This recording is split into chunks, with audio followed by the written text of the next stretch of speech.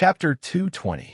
Uncle Kong's pupils shrank as he felt a strong gust of wind blowing towards him.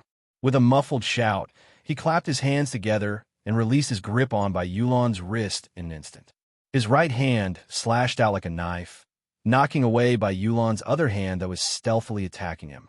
Then, with a kick of his legs, he suddenly retreated backwards.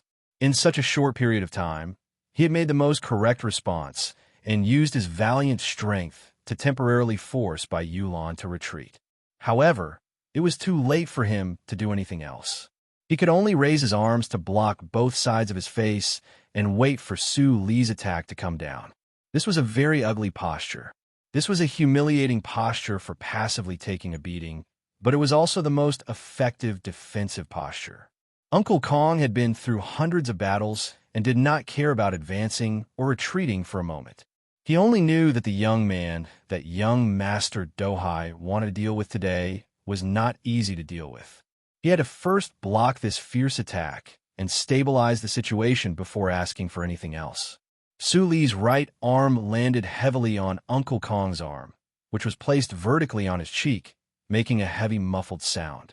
In close combat, the human body always had its limits. There was a certain posture that could not be broken in an instant no matter what technique one used. For example, Uncle Kong's body was slightly bent over and his arms were wrapped around his head. At this time, his body was short and stout. Now that he was bent over and hugging his head, he looked more like an iron weight. However, his defense was watertight and none of his vital points were exposed. However, when Su Li's arm landed heavily on his right arm, a huge force came crashing down on him. His thick arm, which had been hammered for many years, was unable to block this blow and was directly forced to his forehead by that huge force. In hand-to-hand close combat, in the face of absolute power, skill had no use. Previously, Uncle Kong crossed his arms in front of his face, relying on his own terrifying strength. However, when his arms touched, he found that the strength he was most proud of and confident in was not worth mentioning in front of this ordinary-looking young man. Su Li's attack was like the sound of a morning bell. The left side of Uncle Kong's face was numb and painful, and there was a buzzing sound in his head. However, his thick and strong legs were still firmly rooted to the ground and did not move an inch. All of his strength had sunk to the lower half of his body, but in the next moment, Su Lu also raised his left leg. His calf bone seemed to contain the power of wind and thunder as it suddenly chopped down at a 30-degree angle, directly hitting Uncle Kong's supporting leg, which had the most strength. With a cracking sound, Uncle Kong's leg, which was rooted to the ground and did not move an inch, let out a mournful sound of bones breaking. The 10 stances that Uncle Feng Yu had taught him had long been integrated into Su Li's blood vessels. He could use those intricate, dangerous, and heroic body movement techniques at any time, anywhere. However, he didn't do so tonight. Firstly, he was anxious, and secondly, he knew that this short, stout, middle-aged man was an extremely powerful character. Using those body movement techniques wouldn't necessarily be able to knock him down immediately.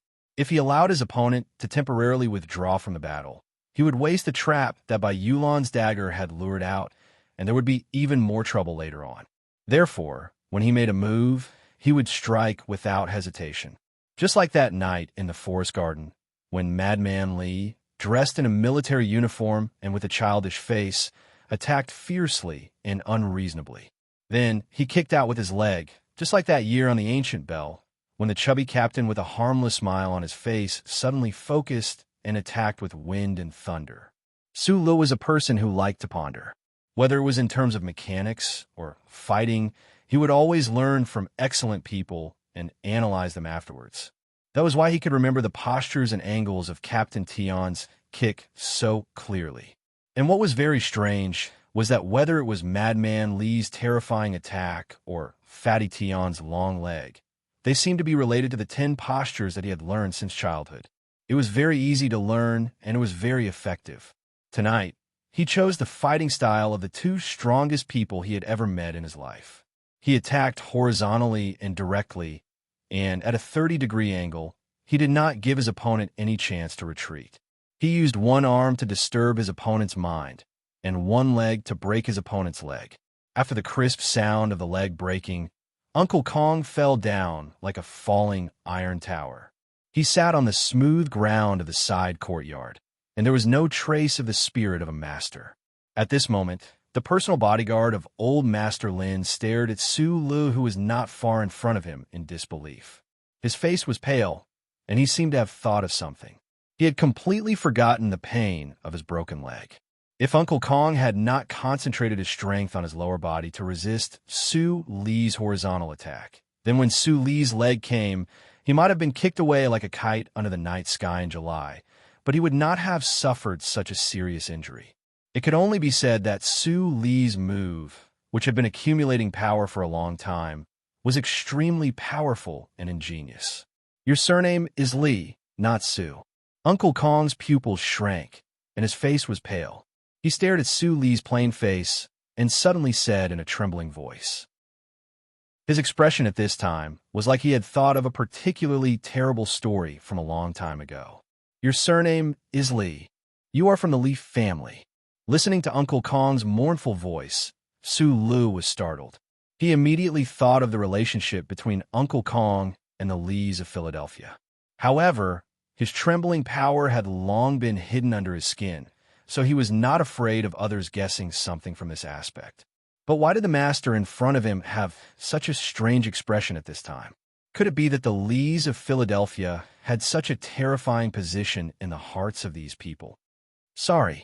Su Lu nodded to Uncle Kong on the ground, and then looked at Bai Yulan, who had lowered her head behind him. He said a few words and then turned to leave. The yellow taxi from before had already been scared away by the fight. He wanted to go to the airport, so he had to hurry and stop a taxi. As for the things behind him, he did not need to worry anymore. The most powerful person Lin Dohai brought had lost his combat ability. As long as there was no gun, he believed that Bai Yulan would not be in any danger in this city. After he left, the side hall of the Peninsula Hotel returned to silence. This extremely dangerous conflict happened so quickly that the well-trained security guards in the hotel didn't even have time to react. Bai Yulan raised her head. A strange expression flashed across her calm face. She walked to Uncle Kong's side and squatted down. At this time, Uncle Kong was still a little absent-minded and repeated, "His surname is definitely Li." At the moment of the fight, Bai Yulan knew that the middle-aged man with a broken leg in front of her was a very fierce person. However, at this time, he seemed to have been beaten silly by Su Lu. She could not help but be a little stunned. The previous tacit understanding was an opportunity created by this delicate man, but at the beginning, he definitely did not expect that Su Lu could actually succeed in one hit and show such a fierce combat ability. He could not help but sigh in his heart. If there was no gun by his side in the future, he would not provoke that freak. "Senior, do you need to inform the hospital?" Bai Yulan asked softly. The delicate knife was still between her fingers, ready to be used at any time. Uncle Kong calmed down, was silent for a long time, and shook his head. Bai Yulan slowly stood up, dragged the heavy black box, and walked out of the hotel. Before leaving, she whispered softly, "Su Li's surname is Li, and he has nothing to do with Philadelphia. But don't be too angry. He is a guy that even Madman Li could not beat." Even Madman Li could not beat that young man. Hearing this, Uncle Kong's eyes seemed a little perplexed. He looked at Bai Yulan's back as she disappeared into the night. Suddenly, he had the thought of applying for retirement from the old master. This was no longer their era. The Summer Fire Festival holiday was coming to an end, and the people of the Federation were in a hurry to go home and prepare for work. Because of this reason, the night flight from Hong Kong to the Capital Special District was not as quiet as usual, and it was full. Su Lu had left in too much of a hurry, so Bai Yulan had to book a first-class ticket for him. Sitting in the spacious and comfortable seat, listening to the music and accepting the service of the delicate stewardesses, Su Li's expression was calm as he softly thanked them. He no longer had the youthful and uneasy feeling he had when he first arrived at the capital ring from the Eastwood region. His age had not increased by much, but his state of mind had changed a lot. This was probably the power of life. A movie about the Enterprise was playing on the screen, But for the first time, Sulu did not look at the purple-haired girl. Instead, he turned his head to look out the window. He did not think about the conflict at the Peninsula Hotel, nor did he think about the MX Mecca that had made him forget to eat and sleep for the past few days. The plane gradually descended. The white windmills on the distant mountain ridge were incomparably clear under the moonlight. The windmills slowly rotated. Together with the light-absorbing materials all over the capital, they provided most of the energy required by the city. However, at this time, from Suli's point of view, these rows of windmills were like incessantly fanning the wind, fanning the plane he was on toward its destination. This was a very cute and childish imagination, proving that Sulu was in a very good mood tonight. He left the airport, used the little cash he had to rent a taxi, and drove directly to the Army General Hospital. Then, he saw Major Zoyu in the corridor, and this good mood was slightly interrupted. "I called you countless times 2 days ago, but I couldn't get through. What are you doing?" Zoyu looked coldly at the sweaty Sulu, and his tone was not polite at all. Unlike in front of the Linhai nightclub or the tea house, Major Zou's words were more direct and matter-of-fact. Sulu was stunned. For the past 2 days, he had been busy in the Nutshell's underground backup storage room.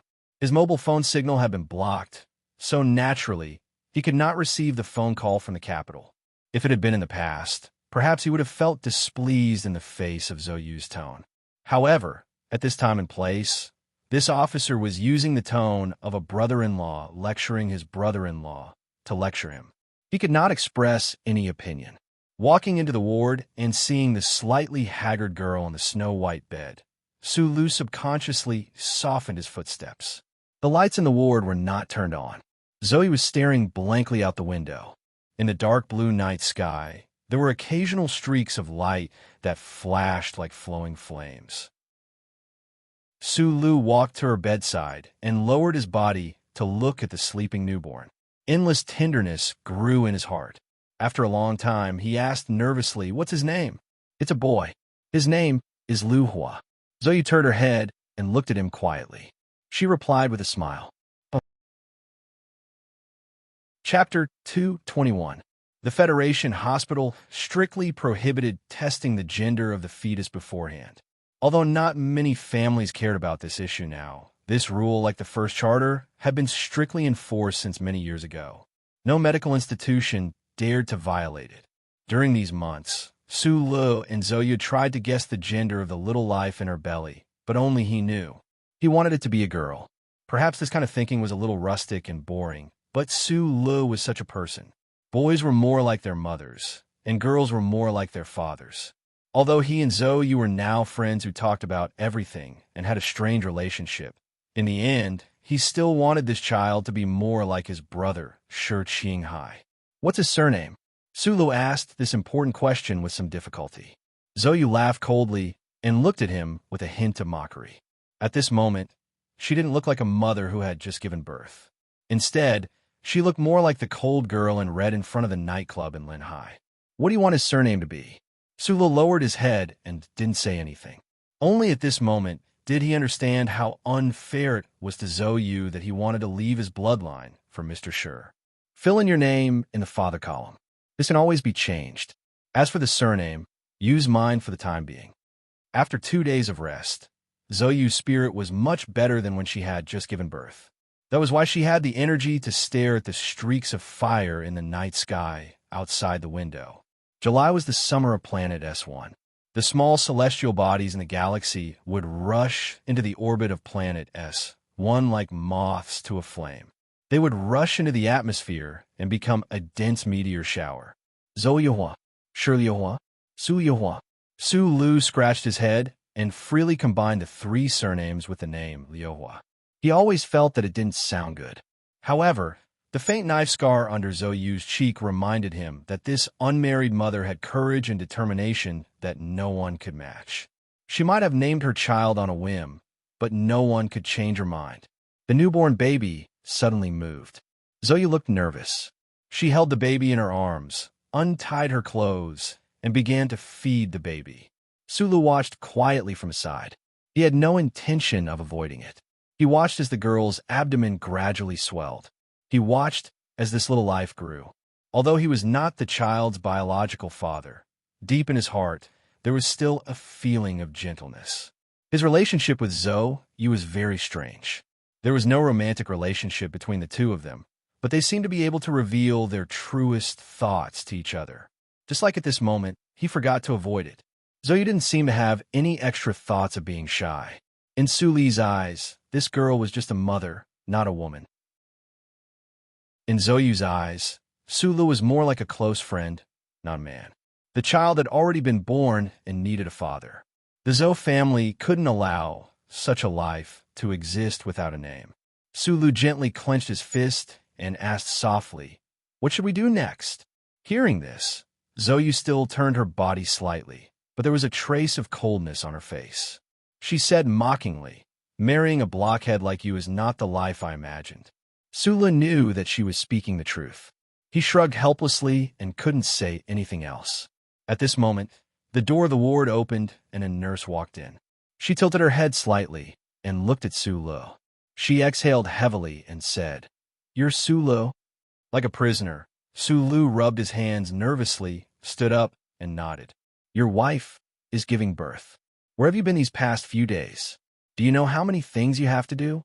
The nurse, who was in her 30s, looked at Su Li with furrowed brows. She knew that the woman in the ward was a family member of a big shot in the Federation, but at this moment, looking at this young father, she couldn't help but feel angry. The father of a newborn in the Federation did have a lot of things to do. Su Li carried the child and walked towards the end of the corridor under the nurse's guidance. At the end of the corridor was a small pink room full of fairy tale colors. However, in the middle of the room, there was a room that seemed to stand out. Su Li glanced at Zhou Yu's citizen number on the electronic form. After a moment of silence, he wrote down his own citizen number.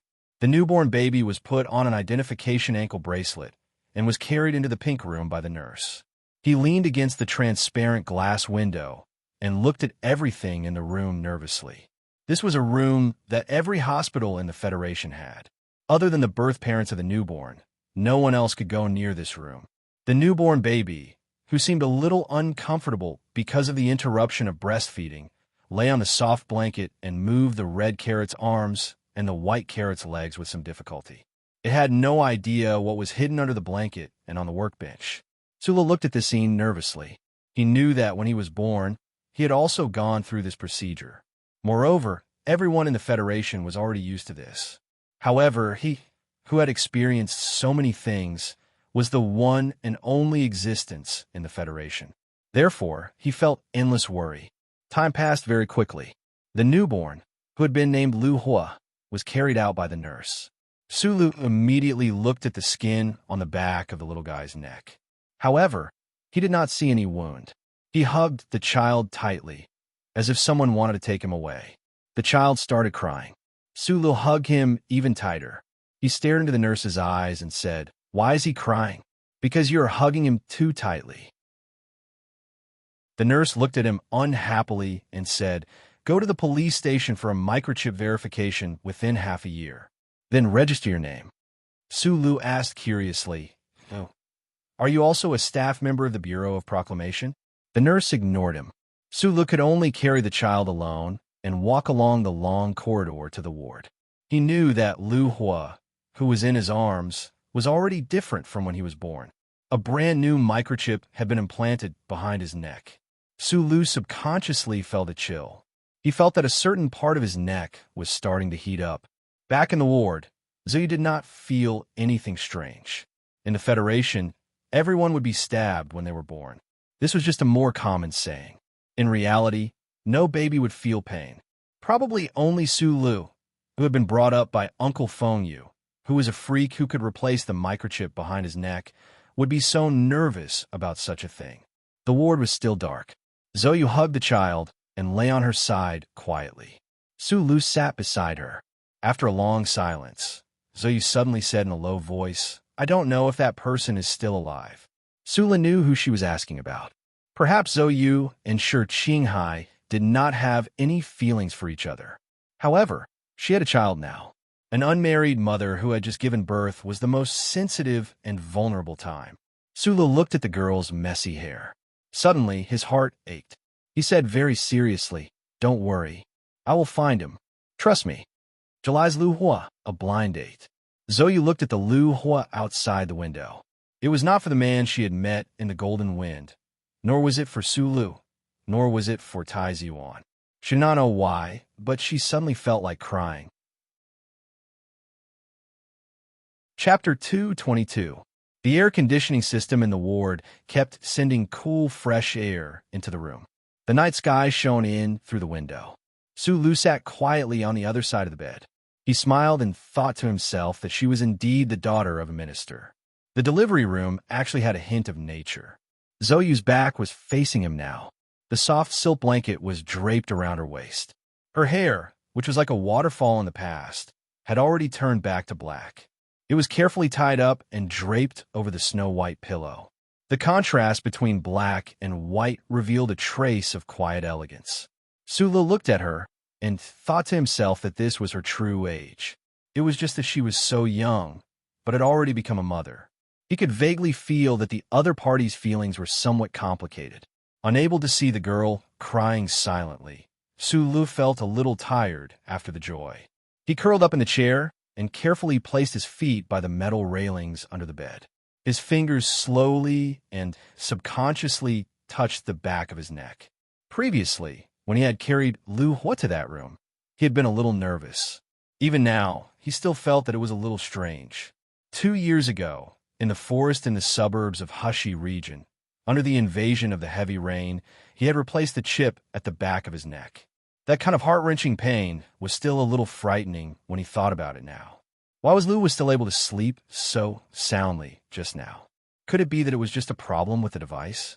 Thinking about these things, Su Lu felt as if there was a piece of lead hanging on his upper eyelids, slowly lowering them. At this moment, he heard Zhou Yu, whose back was facing him, suddenly say lightly, "In the past, I was a little willful towards you. Actually, you and I both know very well that you had nothing to do with this matter at all, but you really helped me a lot."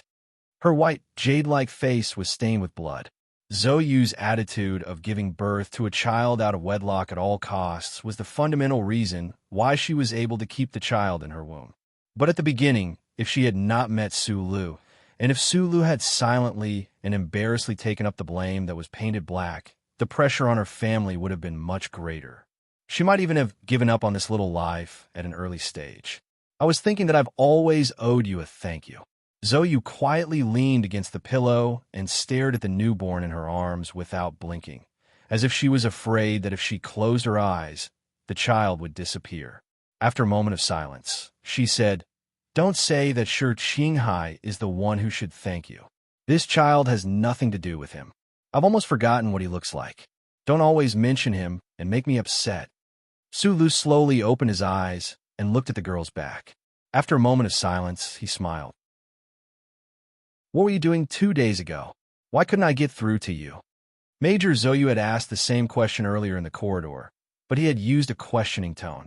Zhou Yu knew that this matter had nothing to do with Su Lu, so she just asked casually, "I made a trip to Hong Kong. The Nutshell Engineering Department was looking for me." Su Lu had told Zhou Yu about the Federation's new mecha after Professor Shin's death. He had even chosen this method under this girl's suggestion. Now that the situation had developed to another stage, Su Lu really needed Zhou Yu's political sensitivity. However, thinking that she had just given birth, he resisted the urge to ask. The child had come to this world a few days earlier than expected. The birth was smooth, and both mother and child were safe. From the moment Zhou Yu's labor pain started, she thought of the young man who always gave her the feeling of trustworthiness. At that moment, she did not even trust her family. The first thing she thought of was Su Lu. This kind of trust and reliance was probably built up during her most helpless moments.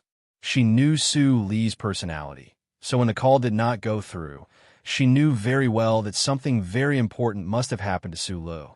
Right now, hearing Su Lu mention the Nutshell Engineering Department, she vaguely guessed something.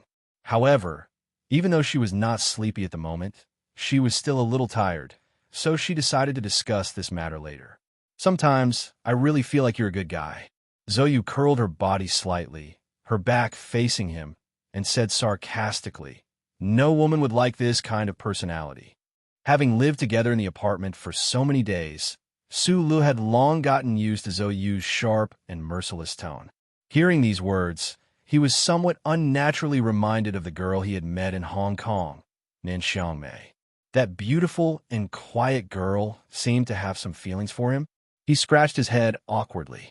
He felt that this thought of his was a little unbelievable and laughed self-deprecatingly. There's actually a sense of pride in your laughter. Zhou Yu gently stroked the newborn's soft head, turned around curiously, and said with a frown, "Looks like your personality has changed a lot. What happened?" The delicate secretary had also keenly noticed this before. Unknowingly, Su Li's personality had indeed changed a lot compared to when he first came to the capital ring. But what really made him take off his mask and become more and more like an orphan of Donglin were a few things that had happened recently.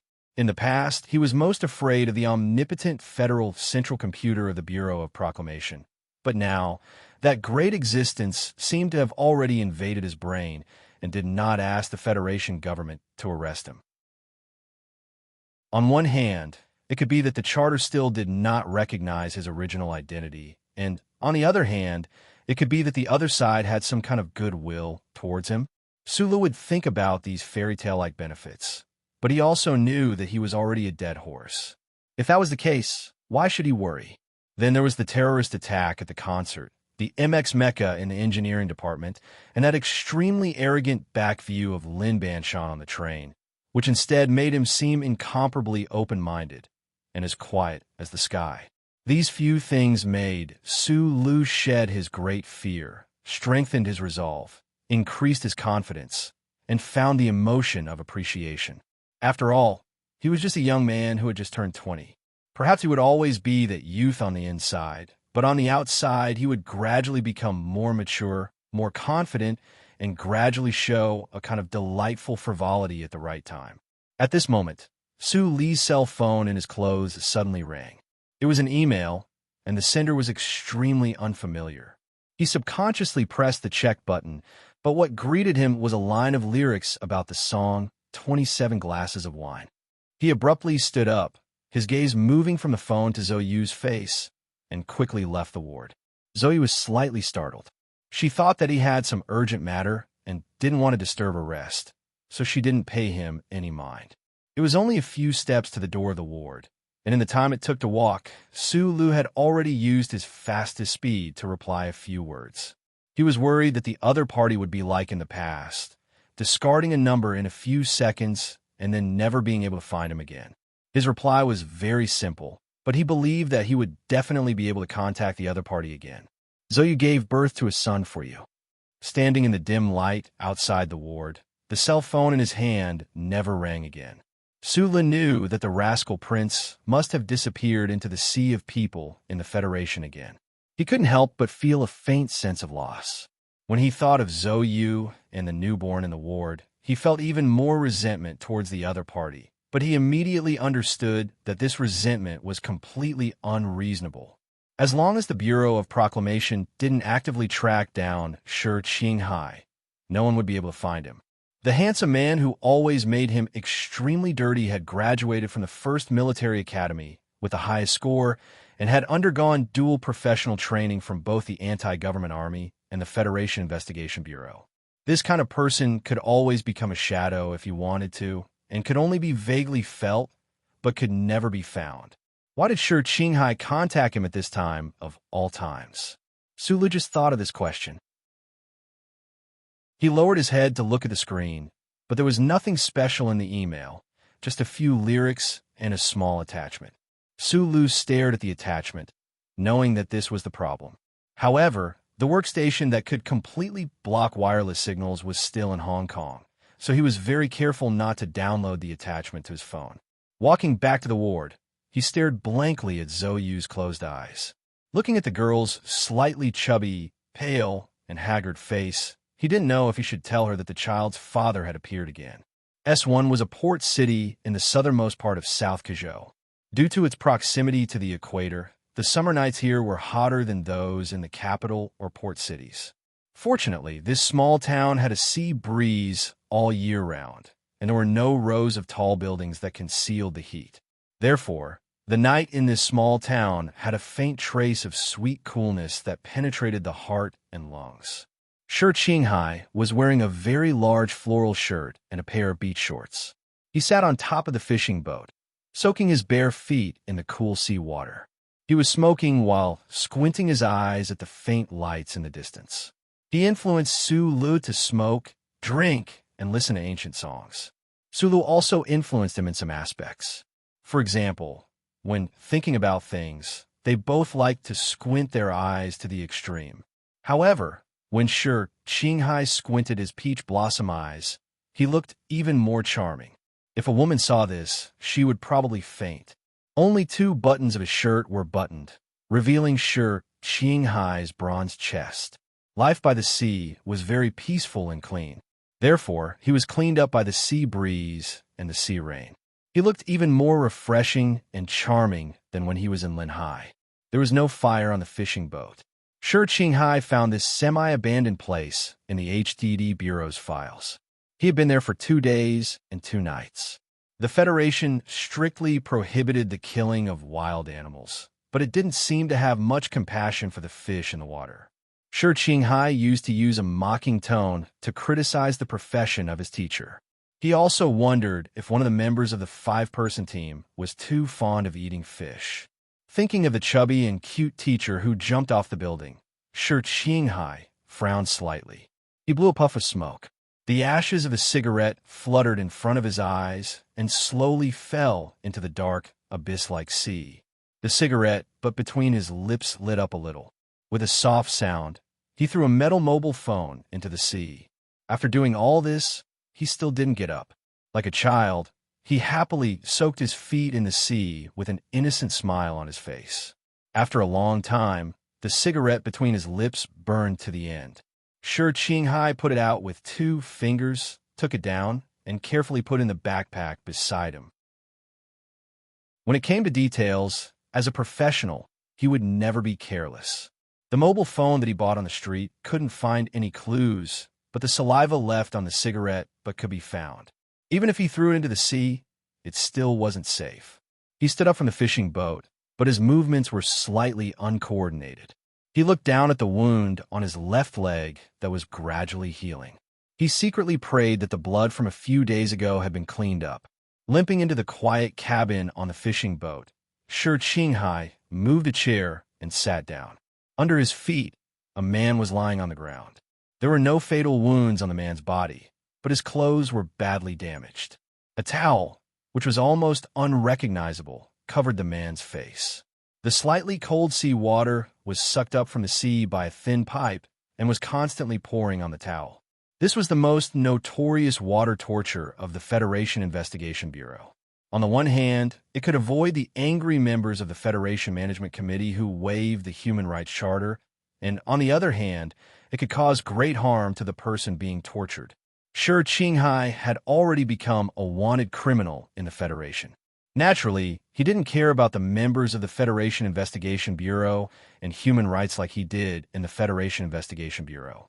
He chose to use this method to extort a confession purely because there were only a few simple things that could be found in the abandoned fishing ground. The seawater and the towel were extremely simple, but also extremely cruel and beautiful. The seawater kept flowing, and the man under the towel kept twitching. He wanted to breathe, but couldn't. He had already had the illusion that he was about to drown countless times. Shi Qinghai looked at the painful man under his feet with a calm expression. He didn't have the perverted emotion of enjoying other people's pain, nor did he have any extra sympathy. After the interrogation of the middle-aged man in the synthetic sweater in the apartment, it was obvious that Senator Macklin's office was alerted. All the people who were in contact with the middle-aged man strengthened their own protection. The man under his feet was actually an important person who secretly provided some dark services for Senator Macklin. Of course, he had never seen Senator Macklin's face. He had only seen the middle-aged man. Shi Qinghai had planned to wait for a while in South Kazhou before making his move. However, the concert attack suddenly happened, and the entire Federation felt a little restless. He knew that Macklin had sped up, and he couldn't wait any longer. so he took the risk of kidnapping the man. However, facing the opponent's well-prepared defense system, he still suffered some injuries. He pulled a towel off the man's face and kicked open the water pipe. The man finally came into contact with the air. He took a deep breath, as if every breath he took was the last one in his life. His face was deathly pale, and the corners of his eyes and lips were swollen from being soaked in seawater. He looked extremely miserable, and his original appearance was almost unrecognizable. "I've told you everything. Just give me a quick death." This kind of professional never expected to live in front of Shi Qinghai. Shi Qinghai didn't pay attention to him. He just packed his luggage, walked to the side of the fishing boat, and pulled open the almost rusty connecting valve. The man lying in the pool of water showed endless fear in his eyes. He knew what Shi Qinghai was going to do. The fishing grounds in South Kazhou were long gone, and it wasn't a famous beach in the Federation. In this vast sea, there were basically very few ships passing by. The fishing boat floated on the sea for how many days? How many days did he have to live, thirst, and starve before he died? "You're a demon." The man broke down and cursed loudly in an unpleasant voice. Chapter 223. The wet towel was still in Shi Qinghai's hand. Seeing the man open his mouth and ready to curse in despair, Shi Qinghai directly stuffed the towel into his mouth. He stuffed the towel too hard, and the corner of the man's mouth was broken. Blood flowed out from the corner of his mouth, which was soaked into white meat. Following the direction of the waves, the fishing boat began to move without the traction of the connecting valve. Shi Qinghai no longer paid attention to the struggling man who was tied to the fishing boat. He tightened his travel backpack and walked out of the cabin. He jumped lightly and landed on another fishing boat, but his left leg slightly paused. He turned around and looked at the fishing boat in front of him slowly drifting away on the Black Sea. Hearing the vague sounds and struggling sounds, he shrugged, raised his hand, and waved goodbye to that guy. The two operations had forced out some useful information. Although there was no way to directly testify against Macklin, Shi Qinghai knew that he had done what he could. He copied the information he obtained into 3 attachments and sent them to 3 people. An email was sent to the Capital Special District Daily News, which was famous for its liberal style in the Federation. An email was sent to the Capital District Prosecutor's Office. The last one was sent to Su Lo. 2 important subordinates who had been hiding in the dark disappeared one after another. Senator Macklin's office would definitely attract a considerable amount of attention. Although it was pleasurable, it would be difficult to repeat the same action that he had done a few months ago to cut off a piece of Macklin's flesh. Shi Qinghai knew that the fishing boat that was gradually moving away should be his last action. He narrowed his eyes. He had done what he needed to do. Now it was time to see the reaction of the Federation government and the big shots. Jumping from one fishing boat to another, he walked in the direction of the land. He gently hummed a tune, forgetting about the injury on his leg. He was in a very good mood. The travel backpack on his back was swinging. Together with the flowery shirt, beach pants, and a pair of sneakers that were stained with seawater, he looked like a backpacker who was greedy for the sea at night. He was a tourist, an avenger walking in the night. Tens of billions of people in the Federation were moved by Medellin and trusted that person. There were people in the Federation who supported Medellin. There were also people in the 7 great families who cooperated with him. The people of the 4 states around the mountains loved him madly. Compared to this politician, he was so small. However, Shi Qinghai insisted because he knew that Su Lu must be doing something as well. Although they didn't know each other's plans, they wouldn't feel lonely as long as they knew that someone was going with them. As his sneakers stepped on the rough sand, Shi Qinghai looked at the wide sea and felt a little powerless. He didn't know if the things he had investigated would be enough to defeat Macklin. After a moment of silence, he took out a brand new mobile phone from his backpack and dialed a number that he had memorized in his mind. "Hello, this is Nelson's Dry Goods Store. How can I help you?" A deep voice came from the other end of the phone. It was already late at night, but that person didn't seem to be surprised or annoyed. Shi Qinghai said into the phone, "I have some professional needs."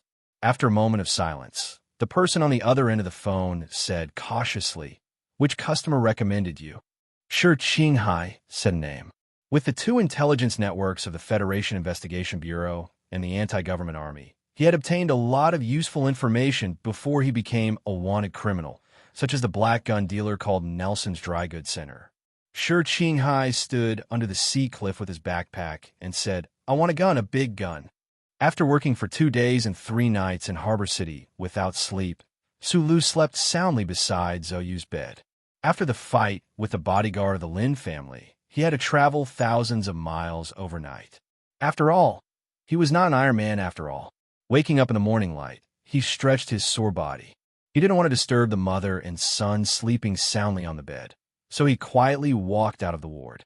However, he saw 2 orderlies with solemn expressions guarding outside. Su Li's sharp eyes fell on the pistols on the waists of the 2 soldiers. His heart slightly moved. Only with a gun could one have power. The bigger the gun, the more power one had. In the past 2 years, Su Lu had seen a lot of arrogant people in the Federation, especially the second generation of the 7 families. They flashed in front of him like a slideshow and then disappeared. These children of aristocratic families would often have powerful bodyguards by their side, such as Brother Zheng and Uncle Kong. But what left the deepest impression on him was the Zhou siblings at the entrance of the nightclub in Linhai. Zhou family was definitely not as powerful as those real families. At that time, Zhou Yingxing was only the logistics director of the Ministry of National Defense of the Federation. However, such a pair of siblings dared to use guns on the street with plainclothes soldiers around them. They were really fierce to the extreme. This was probably the real reason why the 7 families still had to abide by certain rules and play a low-key role in front of the public, even though they were deeply involved in every corner of society. The army of the Federation was always firmly in the hands of the government. The 2 soldiers guarding the door looked straight ahead as if they didn't see Su Lu go out at all. Su Lu rubbed his head and had a little doubt. Although Zhou Yu's father was a popular candidate for the next Minister of National Defense of China, she was giving birth to a child. How could she be qualified for 2 active soldiers to stand guard? This was the Army General Hospital, so soldiers were common. However, the news media in the capital had always been pervasive and merciless. If this matter was reported, Deputy Minister Zhou would be under a lot of pressure. With the other party's political wisdom, he should have noticed this. "You're up? Go in and eat breakfast first." A middle-aged woman walked out from behind the orderly with a portable automatic heating box in her hand. The traces of age were very clear at the corners of her eyes, but she took good care of herself. It was hard to tell how old she was. Sulu was slightly stunned. Looking at the woman's facial features that seemed to be distinguishable, he immediately guessed who she was. However, he didn't expect her to speak to him in such an amiable tone. He quickly took the box in her hand, bowed his head, and said, "Good morning, Auntie." "Madam, the general is waiting to see him." The orderly next to her lowered his voice and reminded her, "I said to talk after breakfast. He just came back from out of town. I'm afraid he hasn't eaten in a long time." The madam looked at the orderly and said softly. Only then did Su Lu understand why there were 2 orderlies standing at the door of the ward. This breakfast was not very comfortable. Zhou Yu's mother's smile was very sincere, but it was this sincerity that made him a little flustered. It seemed that other than the shrewd general in the Zhou family, whether it was Zhou Yu or this madam, they all saw Su Lu as a real son-in-law or brother-in-law. After meeting Deputy Minister Zhou at the Milky Way Public Cemetery, the Zhou family seemed to be less concerned about Zhou Yu's accidental pregnancy. Even after Zhou Yu moved back home, her mother often talked about why Su Lu didn't come to visit. It was not the kind of nagging with resentment, but the kind of nagging with curiosity. After meeting her today, this minister's wife was indeed completely different from what Su Lu had imagined. She was more like a housewife commonly seen in small towns. While Zhou Yu's mother went to do something, Su Lu wiped the cold sweat on his forehead and looked at Zhou Yu with a bitter smile. Lu was still asleep. Zhou Yu leaned against the bed and drank her porridge expressionlessly. She said, "My mother joined the army when she was 16 years old and has been working in the General Assembly base. She has done logistics, medical treatment, sanitation, and everything. Anyway, she has been moving with my father and has developed such a personality. I think she has gone to find some old colleagues to chat. She seems to have a few old friends who are directors in the general hospital. She didn't think that if my father had not become an official, those people would not have cared about her. These words were unpleasant to hear. Sulu narrowed his eyes and was about to lecture Zoyu like he did in the apartment when he suddenly remembered that she had just given birth and was in a sensitive period. It would not be good if he lectured her until she became depressed after pregnancy. He put the finished lunchbox in the toilet attached to the ward and said goodbye to Zoyu. Then, he left with the two orderlies who had been guarding him. At this moment, he would rather face the Deputy Minister of National Defense, who was powerful and had no idea how he would deal with him, than face the minister's wife who was so passionate and treated him as a real son-in-law. The two orderlies escorted Su Lu to a military vehicle as if they were escorting a criminal and left the Army General Hospital. The military vehicle did not drive for long before it stopped in front of the guest house that stood alone in the depths of Linyuan. Yinho Guest House was the federal military's exclusive reception venue. For countless years, countless war orders had been issued from this conference room. The shady green trees and cool morning breeze made the capital's summer around the guest house retreat. Sulu stood in front of the guest house and couldn't help but narrow his eyes. He didn't understand why Deputy Minister Zhou wanted to see him here. Recently, the Joint Chiefs of Staff were holding a meeting. The chief didn't have time to leave the guest house. One of the orderlies guessed Su Li's confusion and explained. The Joint Chiefs of Staff was an important organization used by the Federation government to plan for military-related issues. Nominally, it belonged to the Ministry of National Defense, but in reality, the chairman of the Joint Chiefs of Staff was personally appointed by the president. The current chairman of the Joint Chiefs of Staff was the commander of the 1st Military Region, General Miles. It seemed that the Federation government was preparing for something, but it was not clear whether it was to deal with the anti-government forces in Mountain S2 or the increasingly tough stance of the Empire. Sula narrowed his eyes. Under the guidance of the orderlies, he entered the annex of Yinho Guest House and came to the door of a room. Reporting to the chief, "The person is here. Come in." The heavy solid wooden door slowly opened. A thick red carpet was laid out under his feet. A secretary-like person in casual clothes smiled at Sulu, let him in, and then closed the door behind him.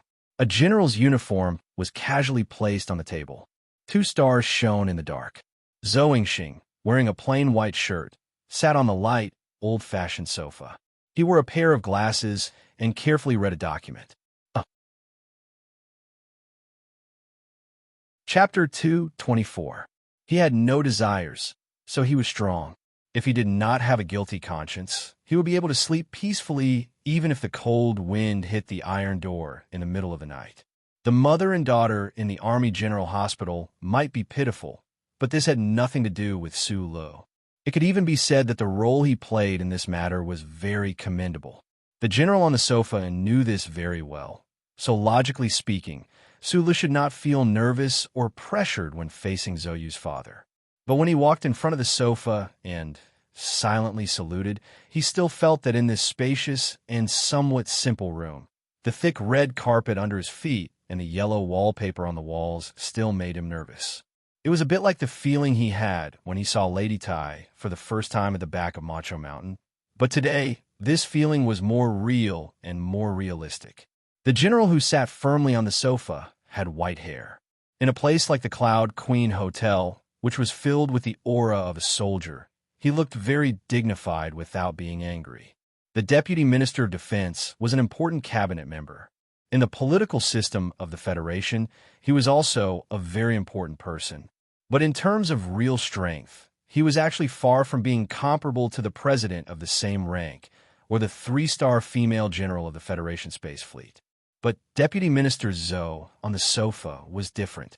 At the beginning of the year, there was an assassination at the Linhai State Gymnasium. Deputy Minister Yang Jingsong committed suicide. In order to calm this political storm and to answer to the Tai family, Zhou Yingxing took advantage of the situation and sat in this position. Because of political factors and the exchange of interests, it was very difficult to get respect in a place like the federal military, which was based on seniority.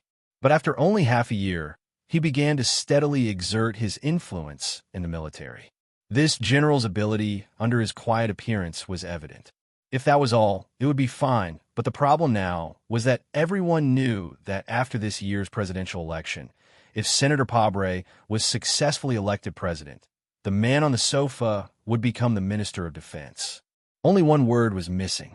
Unless a great war broke out and the president put on the marshal's uniform, he would become the supreme chief of the federal military in name. Sulu stood quietly in front of Zhou Yingxing. Zhou Yingxing seemed to be dealing with an urgent document, or perhaps he just wanted to leave the young man hanging. No matter what the intentions were, Sulu didn't care. He just happened to be using this quiet time to observe the other party and calm himself down. Anyone would be nervous standing in front of the future leader of the federal military. More than 10 years ago, when the Federation's expeditionary force conquered a resource planet of the Empire, an earth-shattering explosion destroyed the hope of the expeditionary force. The Federation's soldiers suffered heavy casualties, and their supplies were difficult to replenish. At the critical juncture of the Empire's counterattack, the entire army could be annihilated at any moment. At this time, Zhou Yingxing, who was only the temporary director of the logistics department of the Joint Operations Force, risked the risk of being court-martialed and forcefully ordered the Third Fleet to make a hard landing on the planet's surface. In the end, at the cost of losing 2 Enterprise-level warships, the remnants of the expeditionary force that remained on the planet's surface organized an effective defense, which bought precious time for the final evacuation of the entire army. Sulu recalled the resume of the general in front of him. That swift and decisive order gave Zhou Yingxing a place in the hearts of the old people in the federal military. However, this person was ultimately a technocrat. He had spent many years in the General Assembly base and had never been on the front lines to command a large-scale battle alone. This should be his biggest weakness for being promoted to the position of Minister of Defense. Just as Sulu lowered his head to think, the general on the sofa finally raised his head. He rubbed his somewhat dry eyes and said calmly, "Sit down. President Sieg will come to listen to the report of the joint conference in the afternoon. I have to review it first." This sentence roughly expressed Deputy Minister Zhou's attitude. "I didn't mean to give you the cold shoulder." With his current status, he didn't need to explain anything to Sulu, but he did, which set the tone for today's conversation. Sulu nodded and found a chair to sit down. Deputy Minister Zhou put his glasses on the table and said with a smile, "Back when I was on the fleet, the military doctor advised me to have laser surgery to cure my eyes, but I didn't agree. Now it seems that I have some foresight." Sulu understood what he meant. Back then, the federal military promoted laser surgery to improve the combat ability of the soldiers as much as possible in the ever-changing war. But 30 or 40 years later, the eyes of the soldiers who received the treatment gradually returned to the original level and even became worse. A few years ago, the Veterans Association's demonstration was said to have used this as a main means of publicity. He didn't understand why the other party was telling him this. If they were talking about politics, the Deputy Minister of National Defense should have a better conversation partner. For the strength of the Federation, the improvement of pure technology sometimes isn't necessarily a good thing. Zhou Yingxing sat on the sofa and quietly looked at the ordinary-looking young man in front of him. He said, "For constitutional years ago, because of the depletion of crystal resources, the Federal Army had already begun to change its direction. The use of shipboard light energy weapons became more and more sparse, and research on individual light energy weapons came to an end because the universe we know doesn't seem to be able to provide so many resources." Sulu listened quietly. When did the Federation mecha first appear? Many years ago. When were they officially equipped for the army? For constitutional years ago. You're right. Deputy Minister Zhou looked at Sulu and said slowly, "And the mecha truly began to show its usefulness in this constitutional era we live in. In this era, the Federation has an additional powerful enemy in the form of the Empire, and the military's combat style has also changed from space warfare to land warfare. Mecca, with absolute mobility, will become more and more important. Sula didn't expect that today's conversation in Cloud Queen Hotel had nothing to do with Zoyu. This father didn't seem to care that his daughter had just given birth to a child, and instead went straight to the point and brought up Mecca. He vaguely understood why the other party wanted to see him. We just received news that the Empire has already accelerated the development of New Mecca, Zhou Yingxing said in a slightly worried voice as he rubbed his forehead tiredly. The glory of the charter that the Federation was so proud of had ensured that no Empire spy could infiltrate the Federation in these past few decades. Perhaps the Bermuda Triangle side had also forgotten the people of Zhu Bang for the sake of benefits, but the Empire still believed that they were people of the same bloodline. But things in the universe were always so clever. The existence of the first charter meant that every Federation citizen had a chip hidden behind their neck. Just based on this, the Empire could prevent excellent Federation agents from infiltrating. Currently, the Federation only knew that the Empire had accelerated the development of Mecca, but they didn't know the direction of the other party's development, and it was even more impossible for them to obtain the Empire's mecha structure design. This is top-secret information. I shouldn't hear it, said Sulu, suddenly coming to his senses. Deputy Minister Zhou shook his head, leaned back on the sofa, and looked at him quietly. He said, "You already have long-term high-level access to the Nutshell Engineering Department, and the Federation's new mecha seems to be in your hands. This kind of information, I had to inform you as soon as possible." Sula knew that his trip to Hong Kong couldn't be hidden from this big boss in front of him. Not to mention how many eyes the federal military had on that industrial park, just based on the relationship between the Thai family and Deputy Minister Zhou. The other party should be very clear about the important role he played in this. If the mobility of a military mecha is doubled, its effect on the battlefield will be increased by 10 times. Deputy Minister Zhou stared at him with a gaze full of pressure and said, "In the initial design of Nutshell, the MX's instantaneous maximum power can be increased by 4 times compared to the current M series.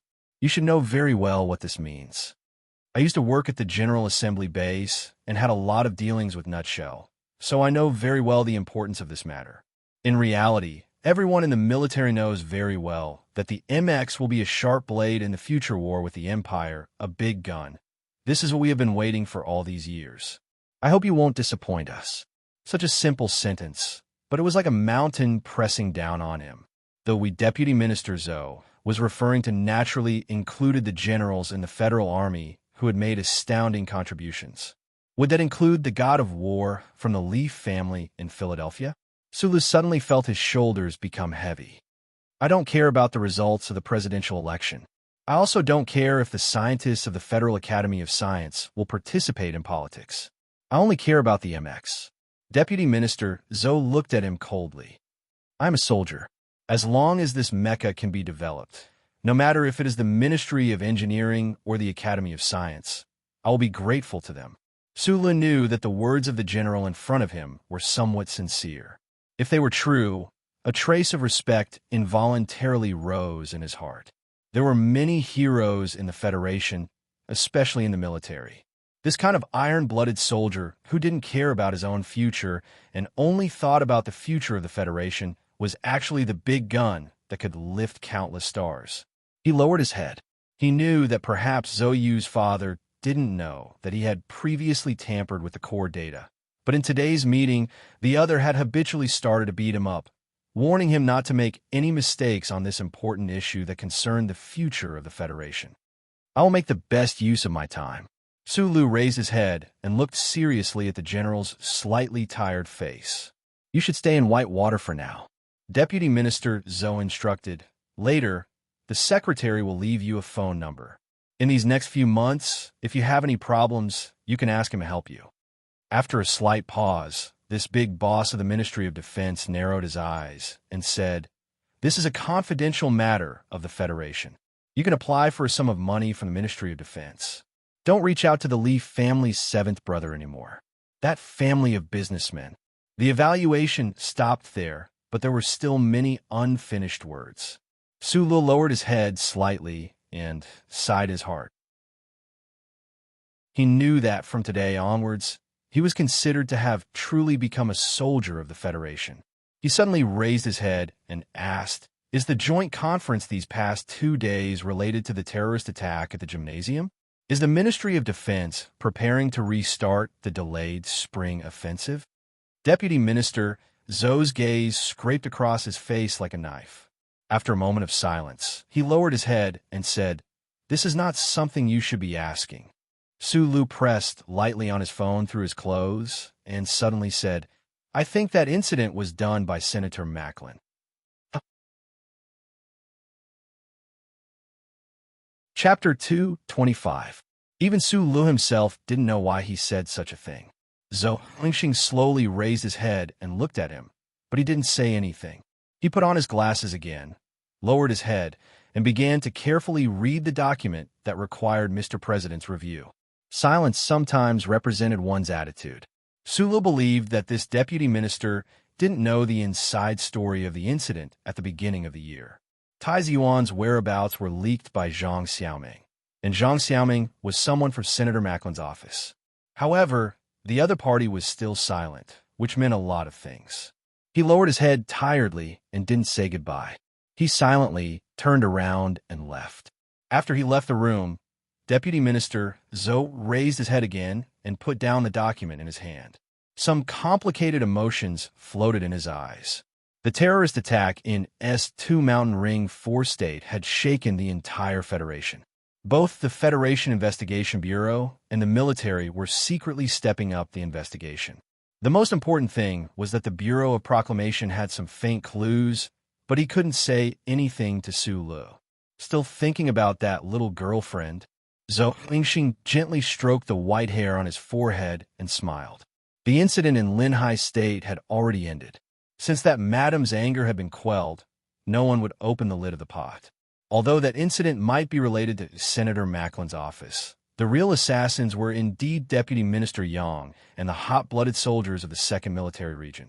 No one could completely figure out what Councillor Macklin was thinking about in this matter. It didn't make sense to say that Senator Macklin wanted to go against the Tai family.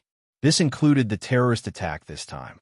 That old man was a very politically intelligent person, making a mess in the Federation and increasing the conflict between the Federation government and the anti-government army was not in line with his long-term interests. Deputy Minister Zhou rubbed his forehead tiredly.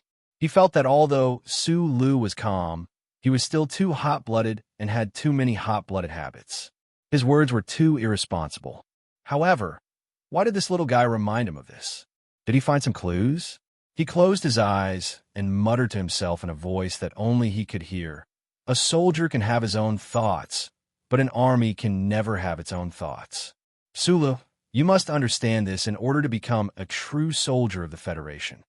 Macklin was like those perfect political figures who had appeared in the history of the Federation. He was always able to distance himself from all the dark incidents that happened in front of him.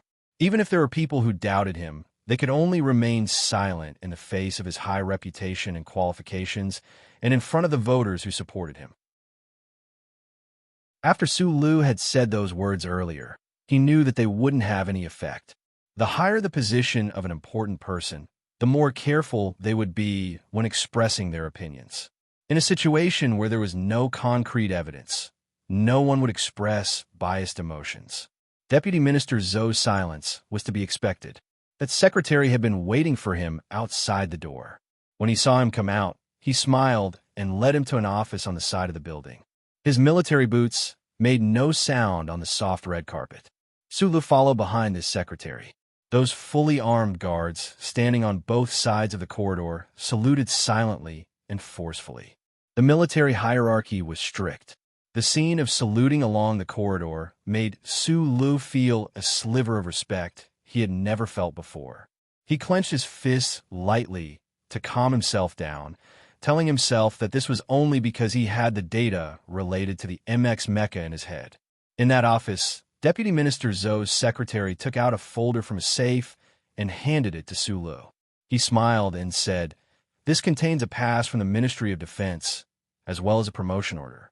As for the issue of access, use the pass to apply for it the first time you go there." Also, your current personnel file is still temporarily in Nutshell, but you will be under the dual jurisdiction of Nutshell Corporation and the Ministry of Defense. Sula took the folder and opened it. He skimmed through it quickly and saw that there was a pass, a standard official letter, and a pair of eye-catching epaulets. Right now, other than the position of Nutshell Corporation's third-level technical supervisor, you also have the corresponding authority as a technical officer of the Ministry of Defense's General Assembly Base. Although you're only a captain, the ministry has given you extra authority. The secretary's expression was grave as he said seriously, Deputy Minister Zoe has instructed that he will not care about your relationship with the Academy of Science. However, since you don't want them to know that you are involved in mecha development for now, then it's best to use the General Assembly Base's authority sparingly. Sula listened intently. Since this secretary had spoken so bluntly, he must be a trusted aide of Zhou. He closed the folder again and thought for a moment before saying, if nothing happens, I shouldn't need to use it within this year. As he spoke, he quickly looked around the office and saw that there was a military uniform hanging on the hanger. The epaulets on the uniform indicated that the owner of the uniform was already a major. This office clearly belonged to this secretary. Sula couldn't help but be surprised. Even the secretaries of the Minister of Defense were rarely as ridiculous as a major.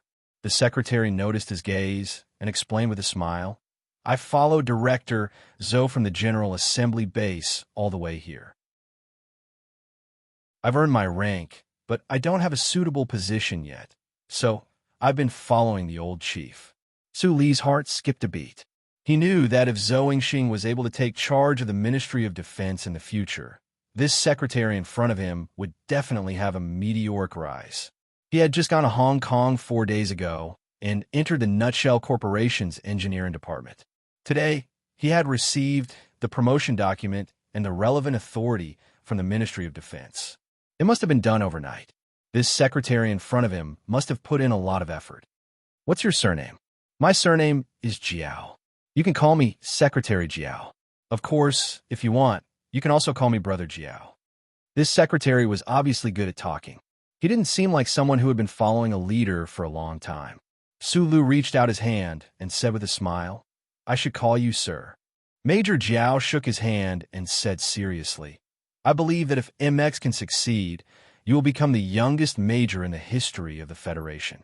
Walking down from the Cloud Queen Hotel, there were already many black official cars parked in the courtyard. Under the illumination of the morning sun, dozens of officers stood silently around the courtyard. President Sieg shouldn't have arrived yet, but the big shots of the federal military should already be waiting in the hotel. Sula lowered his head slightly and narrowed his eyes. He followed behind Major Jiao and walked past these officers. These officers were either captains or majors. There were even a few lieutenant colonels. If they were in any other place in the Federation, these officers would certainly be respected by the people and feared by the officials. However, at this moment, these officers could only temporarily act as bodyguards around the heavily guarded Cloud Queen Hotel.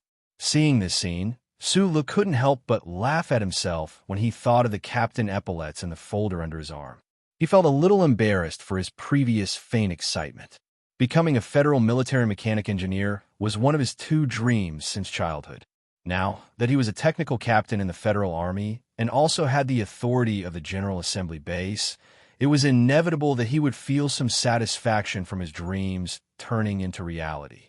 At the entrance of the Cloud Queen Hotel, Major Jiao said a few words to the guard and showed him his credentials and warrant. He turned around and said with a smile, You can go now. Last night, leaning against Zhou Yu's bedside, worried that he would startle the child who had just been born a few days ago, Su Li's quality of sleep was actually very poor. He was dragged to the Cloud Queen Hotel early in the morning.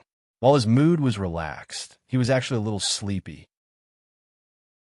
The morning sun passed through the green leaves of the big locust trees around the hotel courtyard and turned into countless light spots. It gently brushed across his face and eyes as if hypnotizing him. It was to the extent that he was stunned for a moment before he reacted. He said thank you to the other party and walked out of the hotel door. An off-road military vehicle was waiting for him outside the door. Before Su Lu got into the vehicle, he subconsciously turned his head and narrowed his eyes. Looking at the officers and military vehicles in the hotel, he felt a wave of solemn air. His heart skipped a beat. He knew that from this moment onwards, he was one of these officers. The Shell Motor Company was half military and half civilian. Su Lu was only a civilian second lieutenant and was not part of the military combat structure. The war between the Federation and the Empire, as well as the conflict between the government and the anti-government forces, had nothing to do with him. However, when the importance of his research on the MX Mecha gradually became apparent and was proven, the Federal Army would not allow such an important figure to wander around the edges of the system. They had to take him in beforehand. At this moment, the epaulets and authority in the file had already made clear his new identity. He had already become a true Federation soldier. Returning to the hospital, Su Lu heard the crisp cries of a baby. Only then did he wake up from his solemn mood. He walked towards Zoyu's ward, but was blocked outside the door by several officers. Su Lu was slightly taken aback. He thought to himself that the number of officers he had seen today was actually more than the total number of officers he had seen in the past half of his life combined. What was going on with the heavens? Were they trying to use these stern-faced colleagues to remind him of his new identity? Those officers blocked him outside the ward without any trace of politeness. Their actions were so natural, exuding an air of arrogance that could only be found on the battlefield. Arrogant soldiers might suffer many defeats, but if they were not an army that always won, they probably would not have developed the habits of being soldiers in the army. Su Li's brow furrowed, and he said, "Please make way." One of the officers recognized Su Lu. Thinking of the other's relationship with the young lady in the ward, he smiled somewhat awkwardly and said softly, "I'm really sorry. I didn't recognize you just now. Please come in." Su Lu saw that this officer looked rather familiar, as if he had seen him somewhere before. After thinking for a bit, he remembered that it was that night in the Linyuan. This officer seemed to have come with that person. Since the other party was blocking the door outside the ward, that person must be in the room. A faint sense of vigilance welled up in his heart. He directly pushed open the door of the ward and walked in. At first glance, he saw the lieutenant colonel sitting next to the bed. This was because although this lieutenant colonel was only sitting on a chair, that tall and full of strength made him look like he was standing. Looking at this person's back that was like a stiff bow stretched out and his side profile that carried a trace of youth, Su Li's eyes narrowed. The madman Li who had beaten and been invincible in the military. Chapter 226. Looking at that figure, Su Lu thought of the conflict in Linyuan that night. This young lieutenant colonel's terrifying combat strength, and even more so, he thought of the other party's grandfather, the military god worshipped by the federal military as a god, the old man the uncle spoke of. He also thought of what Secretary Jiao said in Cloud Queen Hotel earlier, that he might become the Federation's youngest field officer after the new year. However, not far in front of him, Madman Li, who didn't take human life seriously, was the one who held the record for being the youngest field officer in the Federation. Moreover, from the looks of it, this record would probably be very difficult to break. The 16-year-old madman Li liked the daughter of Deputy Minister Zhou of the Department of National Defense. This wasn't a secret in the upper circles of the capital. Even though most people carried a trace of interest in their eyes and used cute and kissable words to describe the actions of the only child of the Lis of Philadelphia, no one really took this seriously. However, Su Lu, who had endured Madman Li's terrifying power in Linyuan, knew that this young lieutenant colonel really did have these thoughts. With this as a prior reason, Madman Li came to the hospital to visit Zoyu, who had just given birth. Even though there was still a bit of an awkward feeling, it was still acceptable. Tai Yuan is a sick ghost. If you like him, then you really are blind. There's no way you like Su Lu, a guy who's as thin as a stick of firewood. Madman Li sat in front of Zoyu's bed very seriously and said, "Also, the two of you still haven't held a wedding. I've always felt that this matter is a bit strange. Regardless of whether it's you looking down on him or if he's going to abandon his wife and child. In short, I think you can marry me. This person clearly knew that Su Lu had already entered the room, but it was as if he didn't exist at all and continued to speak his own words. The lieutenant colonel epaulets, tender face, tall and sturdy body, plus the insufferably arrogant tone in his voice, mixed together to create such a little monster. Su Lu walked to the side of the bed and sat beside Zhou Yu. He gently patted Lu Hua's soft head and then took a green fruit and began to peel it seriously. He suddenly opened his mouth and asked, "Do I just chew it like this or cut it into pieces and eat it?" Zhou Yu glared at him and thought to himself, why does this fellow have to create such an atmosphere at such a time? Isn't he deliberately trying to provoke this easily angered little thing? Sula did it on purpose. After the trip to Harbor City, his mentality had greatly changed compared to before. When facing a direct person, he had to use direct methods. Mad Manly showed contempt as if he didn't exist, so he naturally had a way to retaliate. Although this kind of peak seemed a bit childish, Mad Manly was still a young man, and Su Lu did indeed have a pure heart. Mad Manly looked at the green fruit in Su Li's hand. There was a hint of anger gradually accumulating in his young features. It seeped out from his body, which was about to break out of his military uniform, and directly pressured Su Li's senses. The fruit knife in Su Li's hand paused slightly. Both of them were not easy to get along with, so they could both feel the strange and slightly dry feeling in the room. At this time, this atmosphere seemed to affect the little thing in Zhou Yu's arms. The newborn closed his eyes tightly, grimaced in pain, and cried out. As soon as the cry came out, Mad Manly suddenly became a little nervous. Previously, when he was talking with Zhou Yu in the ward, in order not to wake up the baby, he tried his best to suppress the sound that was enough to shatter the glass. He didn't expect that the baby would be woken up after all. 3 days ago, when I heard the news that you gave birth, Grandpa let me out. I have to go back to Philadelphia tonight. Mad Manly stood up and put on his military cap. His hands steadily moved forward along the brim of the cap. He straightened his military posture and said in a deep voice, "Take care of yourself. If there is any problem, call me." Sulu walked him to the door. The military officer outside the door saw that the two of them didn't fight like the previous time and heaved a sigh of relief. He stood at attention and saluted. He said, "Reporting, the helicopter is ready. It is ready to take off." Mad Manly stared fiercely at that subordinate and scolded angrily. "Lower your voice.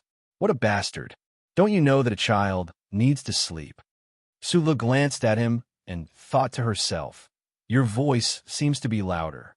Previously in the ward, he had already realized that although Mad Manly was crazy, easily angered, and ruthless, he was really good to Zhou Yu. He even showed that he cared a lot about little Lu Hua.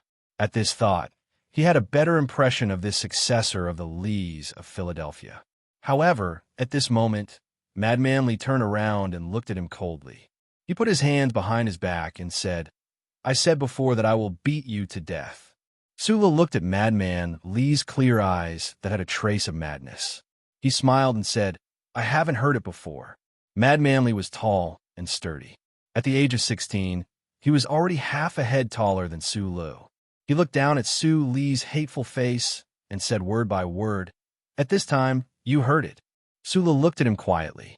After a while, he suddenly asked, "Does your throat still hurt?" Madman Lee narrowed his eyes, as if he would attack Su Lu at any time in this quiet corridor. That night in Lin Yuan, he knew that this seemingly inconspicuous civilian second lieutenant had close combat skills that could match him.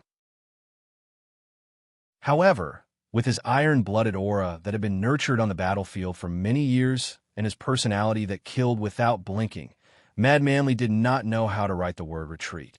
He even thought that night in Lin Yuan, it was because he had underestimated his opponent too much.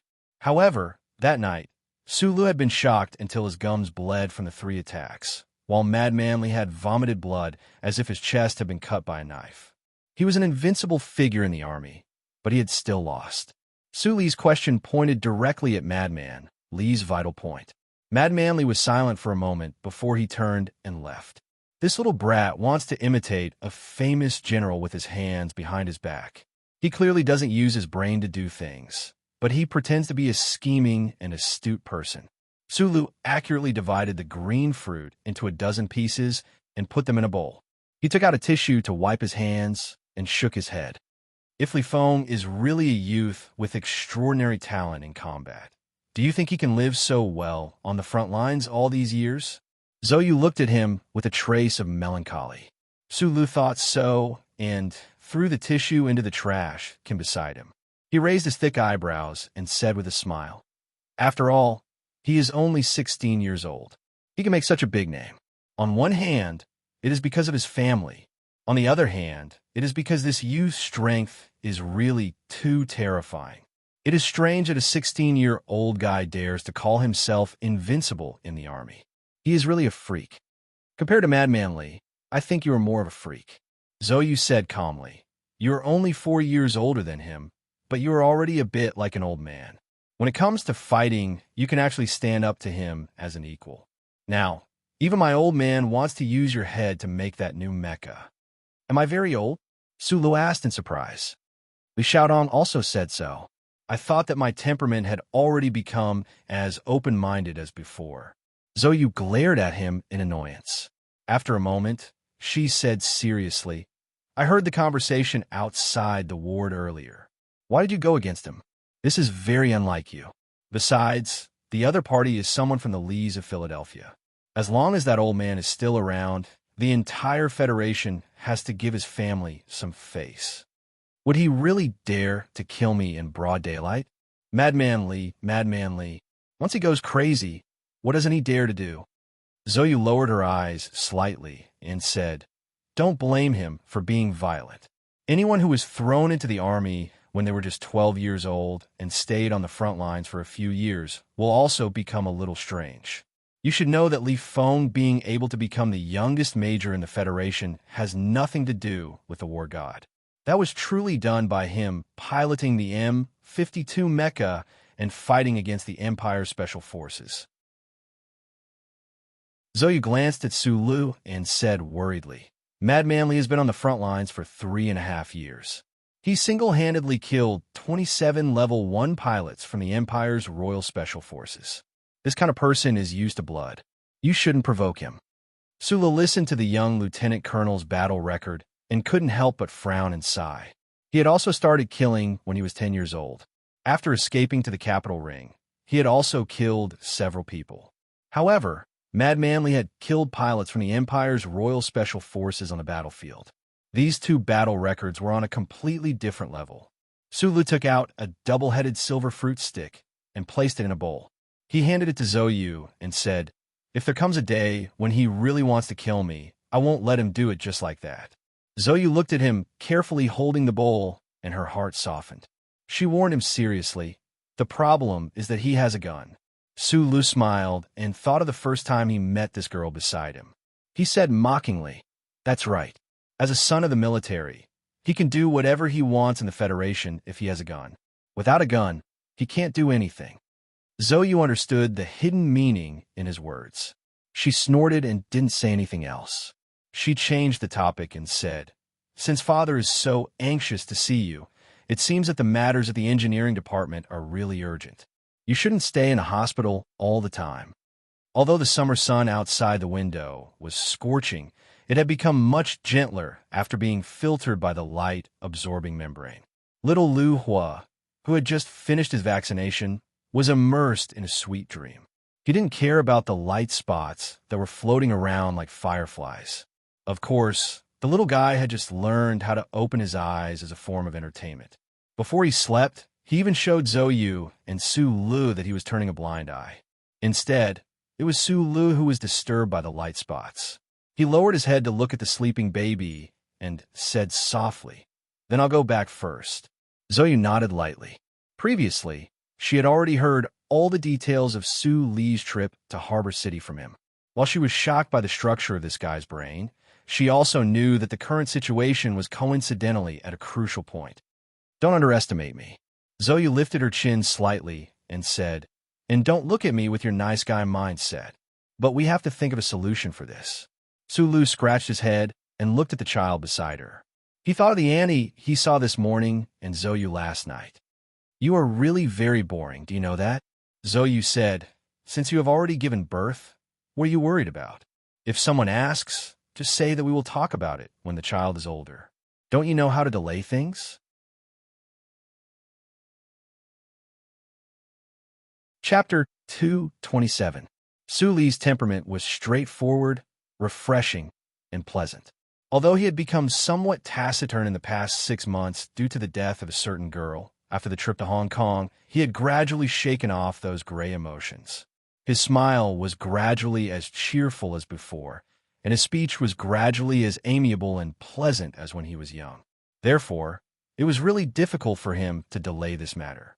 However, he was also clear that in the eyes of everyone, he was Zhou Yu's biological father. However, this was not the truth. Zhou Yu was a young mother who wrapped her sensitivity, pride, and self-pity with indifference. She would definitely not accept a fake marriage to quell all the discussions. Therefore, this matter could only be delayed. How long would it be delayed? Perhaps it would be delayed until Shi Qinghai came back and was no longer a fugitive from the Federation. This was a very difficult situation. Su Li had no other choice but to wait. He did not tell Zhou Yu that Shi Qinghai had contacted him last night, because it was meaningless. He only hoped that what Shi Qinghai was doing now, and what he was going to do, would be able to suppress Senator Macklin and the forces around him. He would be able to reveal the truth, and give Shi Qinghai a chance to be reborn. On the way out of the Army General Hospital, he met Li Xiaodong, who was holding a large bouquet of star flowers. Perhaps it was because old 7th of the Li family was coming to the General Hospital, so he was wearing a military uniform. It was very different from his usual attire. The well-ironed military uniform matched with this person's slightly cold aura, which made people feel that he was somewhat handsome. Li Xiaodong was not surprised to see Su Lu here. He said with a smile, "I'm here to see Zhou Yu. You won't object, right?" Su Lu looked at the military uniform on Li Xiaodong and shook his head with a smile. These days, Su Lu and Li Xiaodong had a lot of contact. Although the two people's status was very different, their temperaments were somewhat similar. Although Li Xiaodong had never expressed his interest in Zhou Yu during the banquets and the nightclubs, Su Lu knew this in advance, so he didn't feel strange when he saw Li Xiaodong's arrival. He just thought that if Li Xiaodong had met Madman Li earlier, the scene would have been very interesting. Li Xiaodong explained, "I have a position in the 1st Military Region, so of course I don't have to wear a military uniform." Seeing that Su Lu seemed to have the intention to leave, he was a little confused, but he suppressed this feeling and asked seriously, "When are you going to hold the wedding?" "This is a serious matter." Su Lu thought of the stalling technique taught by Zhou Yu. He awkwardly scratched his head and said, "She's not in the mood right now. Some things could be delayed, but some things could not be delayed." After leaving the Army General Hospital, Su Lu didn't go back to his apartment, but went directly to the Whitewater Company base in the suburbs of the capital. Today was the first working day after the end of the holiday, but the buildings on the ground of the Whitewater Company base were still deserted. After working in this security company for so many days, Su Lu was naturally not surprised when he first came here. He knew that the company's combat personnel and equipment were basically hidden underground. He hurriedly walked into his office and saw the heavy black leather case under the table. He relaxed a little and said to Bai Yulan, who was resting on the sofa next to him, "Thank you for your hard work. After I left last night, did anything happen?" Bai Yulan gently shook her head, pursed her dry lips, and walked out. He didn't ask why Su Lu was in such a hurry to return to the capital last night. As a subordinate, he was only responsible for bringing back the leather case that the other party valued very much. After closing the office door, Su Lu pressed his thumb on the flat glass lock of the black leather case. The fingerprint scan passed, and the black leather case's lock spring automatically popped open. Li Xiaodong invested 40 million in one go. Although the Li family controlled a lot of wealth, as a second-generation child who didn't officially take over the family business, Li Laoqi's investment was very bold. Su Lu received 40 million. Except for the 20 million he gave to Bai Yulan, the rest of the money was used to buy the precision materials he needed in the Federation's black market. When he was in the Donglin district, he came into contact with this business. Later, when he was in Yue University, He bought several times, so he was familiar with this business. Except for the important modification, most of the $20 million was invested in the black leather case in front of him. Jacian's newest workbench. After using Secretary Sean's workbench in Macho's back mountain, Sulu fell in love with this collective comprehensive processing equipment. Although it was a bit cumbersome, as long as the user adjusted it, it could block all electronic monitoring and effectively prevent data leakage. Moreover, the processor was very powerful, completely enough to carry out complex calculations and composition. He turned off the phone's wireless signal and used a data cable to connect the phone to the workbench. Once the download was completed, he immediately destroyed the email attachment in the phone. The attachment was open on the workbench's holographic screen. The first picture was of a middle-aged man wearing a synthetic sweater in a park, talking to a blonde woman. There was still snow on the park bench, so the time of the photo should be winter. The following pictures were more or less the same content, but the participants of the conversation were no longer the two people from before. Under the picture was a table with some complicated data. He didn't know what it was for. Sulu squinted his eyes and carefully compared it. In the end, he confirmed that it should be the flow of funds. The problem was, if this was the funds used by Senator Medellin's office to plan a secret operation, then it definitely wouldn't go through the Federation's financial system. How did Shi Qinghai get it? After quickly browsing through the table, Sulu saw a few audio files in the document. He put on his headphones and pressed play. He tilted his head and listened carefully to the conversation that was obviously secretly recorded. His expression gradually became serious. In addition to the photos, audio files, and the direction of the flow of funds, there were a few confession documents. However, on those documents, there were no witnesses' signatures, only a few blood-red handprints.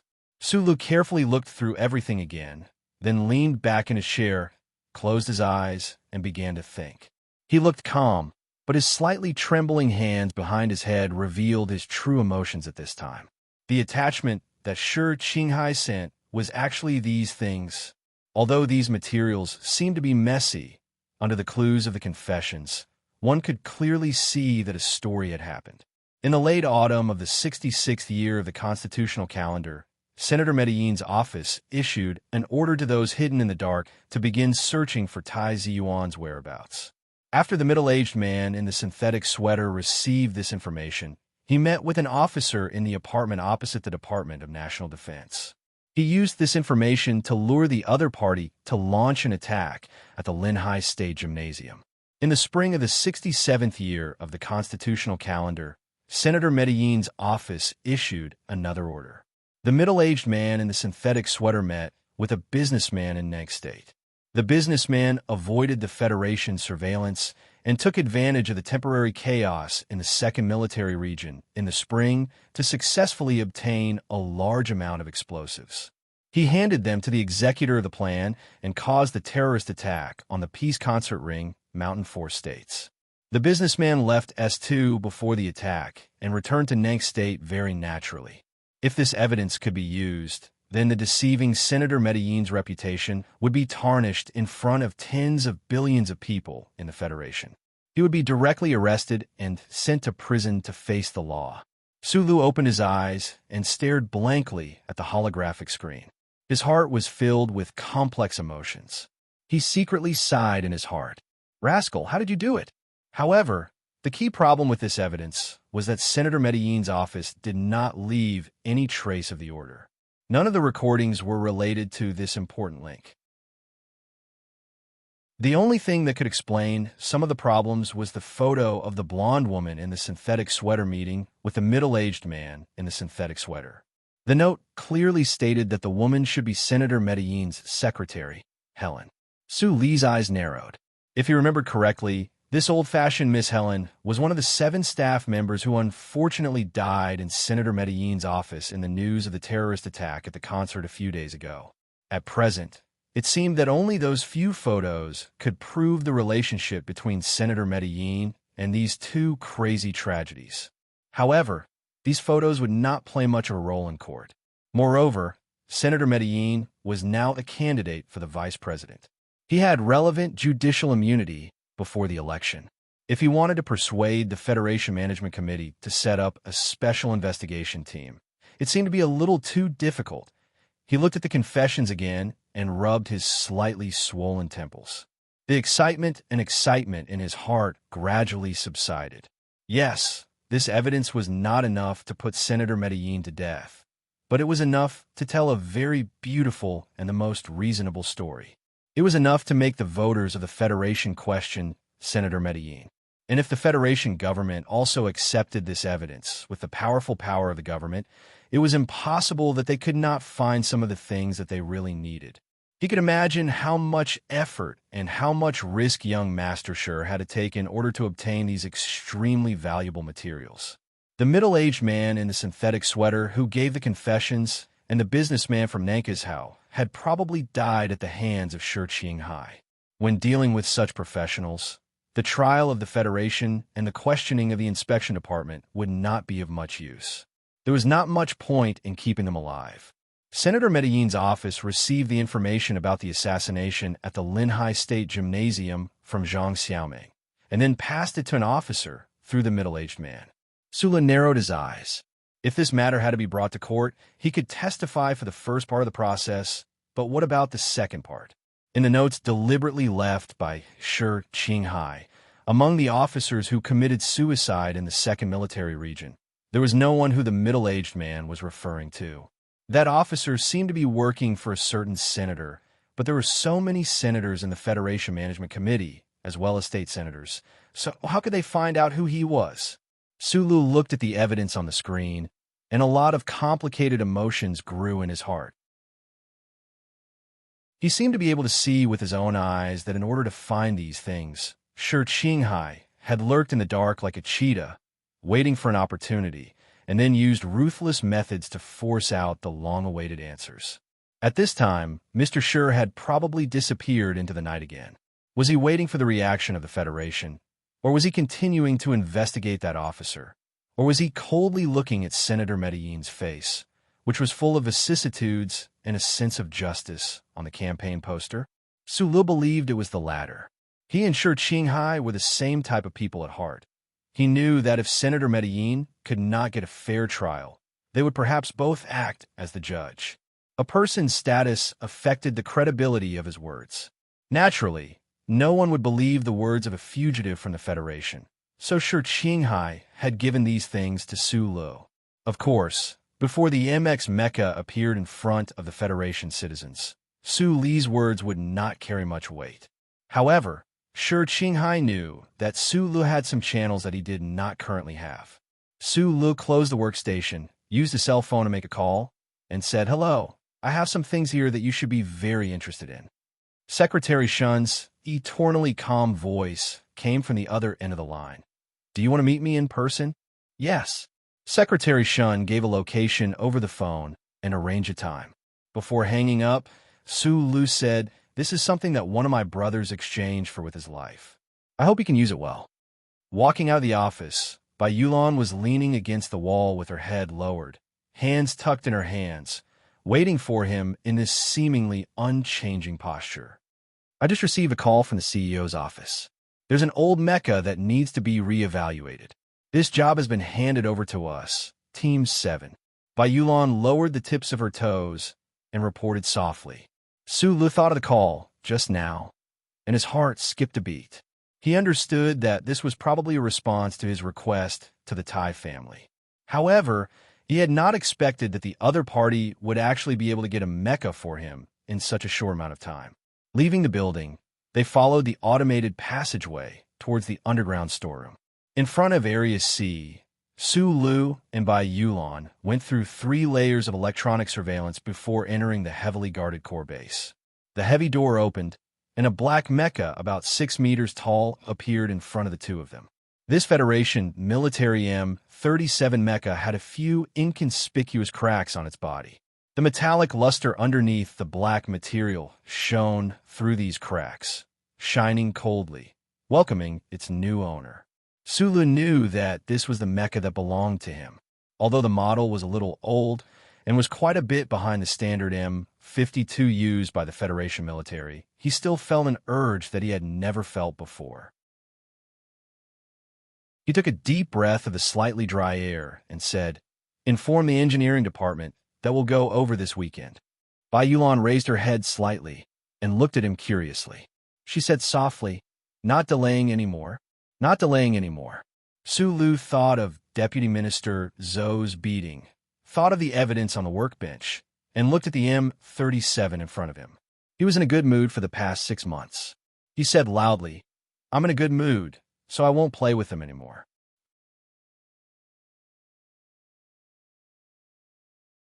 Chapter 228. F***CK. I wrote the wrong chapter name again. 264's so embarrassing. But I won't admit that I wasn't good at math since I was young. My mom was a math teacher in elementary school, and I got first place in a math competition in junior high. Of course, I think I flunked college math. I admit that I made a real mistake. Yesterday, I said that there was a bloody handprint on the confession made by Shi Qinghai. After thinking about it for a long time, I realized that the bloody handprint was too silly. If it was electronically scanned, what's the point? Admit my guilt. After admitting my guilt, I lowered my head and asked for votes. I'm not far from the top, only 102 votes away. Very impulsive, isn't it? I learned this chapter name for fun. See if it's fun. When Su Lu and Bai Yulan walked in front of the black M37 Mecha, the Bard Galaxy 5, 94 light years away from them, the administrative planet of the Federation's Region S3, which was close to the plateau but bordered the East Sea, was about to welcome the most dazzling rays of light at noon. Dressed in a black suit, Butler Jean hung up the phone and walked along the corridor made of wooden planks to the ancient-looking building halfway up the mountain. This was an ancient imperial-style temple. During the constitutional era, the Federation intentionally or unintentionally erased all traces of the imperial dynasty. Only a few old buildings in remote areas were preserved under the strong request of certain experts and scholars. This temple was probably used to worship the heavens tens of thousands of years ago. The glory of the old days had long disappeared into history. Only the light yellow cornices, dark round ancient pillars, and mottled walls reminded people of its age and dignity. The entire temple was built against the mountain, facing the sea in the east. It welcomed the first ray of light in the world and listened to the last sound of the pine trees at night. Unfortunately, behind the mountain was the plateau, where S3 suddenly rose. So although the scenery was beautiful, very few people came. Every year, the Federation would provide funds for a major renovation of an ancient building that was listed on the list. However, it was not a tourist attraction, and the ownership of the building did not seem to be in the hands of the Federation. Therefore, the building was not well managed, and gradually, it was on the verge of decay. It seemed that if the pines behind the mountain or the waves in front of the mountain were a little more magnificent, this temple would turn into dust and disappear. The blazing noon sun shone on the glazed roof, reflecting an uncomfortable light. Butler Jean lowered his head and stood outside a small room at the side of the temple. He said softly to the woman who was busy in the room, "Shunli is going to meet Su Lu tonight. I heard that Su Lu has something important that might be related to Macklin." When the woman heard this, she did not have much of a reaction. Her head was still lowered as she chopped onions and garlic on the chopping board. The slender and sharp knife in her fair hands fell rapidly on the chopping board, producing a dry and annoying sound. Along with the sound, the onions and garlic turned into flowers and crumbs, which gradually piled up into a pile. Butler Jean waited quietly. He knew that every time Madame was doing chores, no one was allowed to disturb her except for the Crown Prince. However, the news that Shunli had sent over today seemed to be related to Macklin. Since it involved the Federation's presidential election, he had to report to Madame immediately. Butler Jean was momentarily perplexed as he watched Madame Tai's busy figure and the trace of a calm smile on her face. How many years had he watched Madame Tai like this? Even if it could affect the Federation's presidential election, he could not let this woman's emotions fluctuate too much. She was the most powerful woman in the Federation. Was she born with such a temperament? As the oil heated up, the onions and garlic boiled, and the mutton slid into the pot. An exotic aroma filled the room beside the temple. Not long after, Madame Tai scooped out the food in the pot onto a plate. Only then did she sigh softly and wipe away the few drops of sweat on her slightly red cheeks with satisfaction. She sat casually on the stone platform of the temple. Two obedient and quiet maids had already prepared bowls, chopsticks, and white rice. There was a stone table and a futon. Madame Tai sat in front of the stone table. The tip of her chopsticks picked up a piece of mutton with a numbing aroma and put it into the rice. She carefully took a bite. After tasting it for a while, she smiled and said, "The next time my Yuan comes back, he'll definitely tell me that my culinary skills have improved." Butler Jean remained silent as he stood behind her. Although the afternoon sun was blazing, there was wind in the mountains, so it was not too hot. After finishing a bowl of white rice and half a plate of mutton, Madame Tai's nose was still dripping with sweat. The maids beside her brought over water and a towel. After freshening up, the maids cleaned up the bowls and chopsticks and retreated far away. There was a teapot and 2 teacups on the stone table. Madame Tai poured a cup for herself before gently pointing at the other empty cup. Steward Jean stepped forward and poured a cup for himself as well. However, he didn't sit down and merely stood there, taking a sip from the cup. The teacups were carved out of ink mountain stone. The natural color of the stone revealed traces of black silk that made one's heart feel cold. The material was expensive and uncommon. The tea was frozen tea from the Ming Mountains. It was wrapped in the unique scent of the snowy mountains. After it was washed with water, it was deliberately cooled for 20 minutes.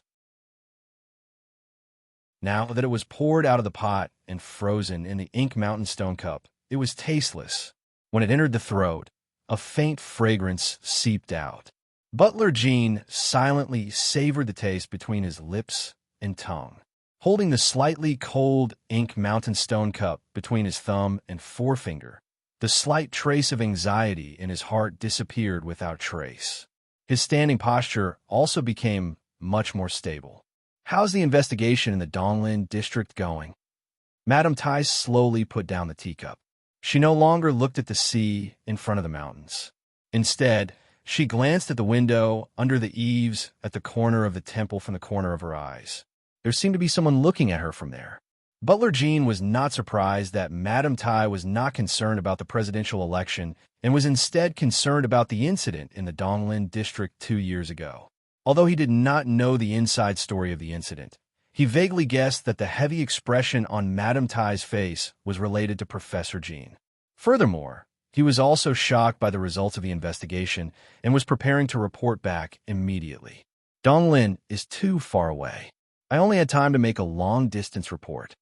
Butler Jean knew that Madame Tai was very concerned about the realism of seeing someone face to face. However, there was nothing he could do about this.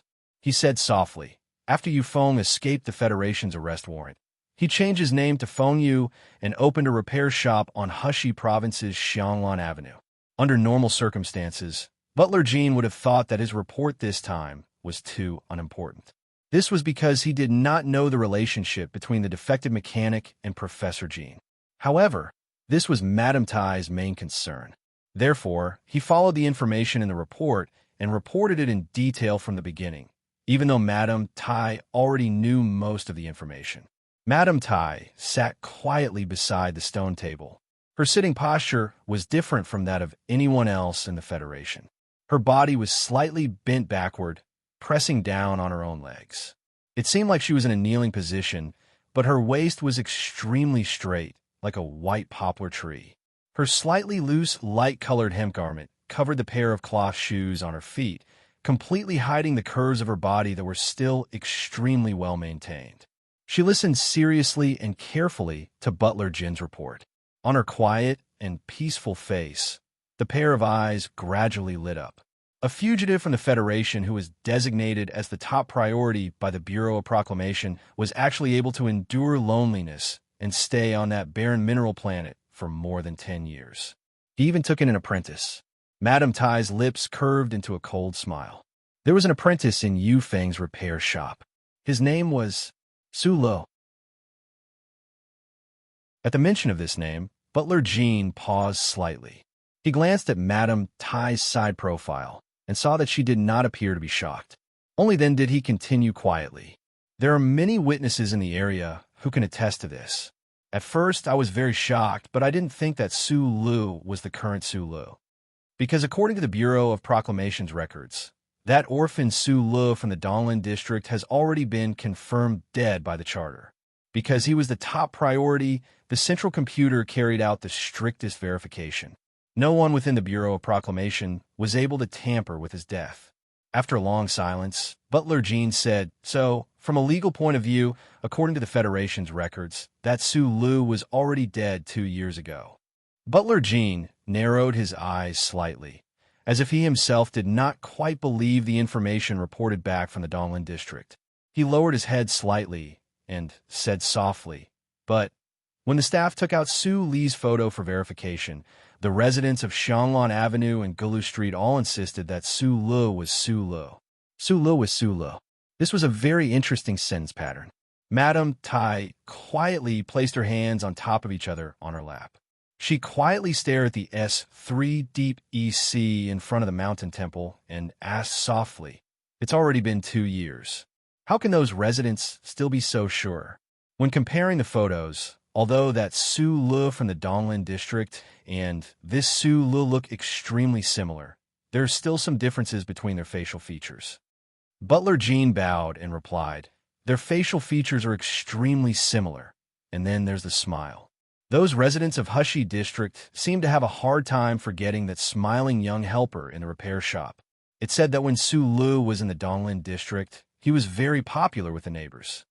Madame Tai did not expect this to be the reason. She could not help but laugh. After a moment of silence, Butler Jean said, "No one has ever thought that the charter computer would make a mistake. I don't think so either. So according to my analysis, there are only 2 possibilities." Madame Tai turned around and glanced at him. This could be a supernatural incident. Donglin's orphan Su Lu and Su Lu, a squatter from the capital ring, are indeed 2 different people. It's just that their facial features and auras are too similar, and their names just so happen to coincide. After Butler Jean said this, he could not help but sigh in his heart. This was indeed a preposterous theory, but the problem was that the second theory he was about to make next was, in his opinion, just as preposterous as a supernatural incident.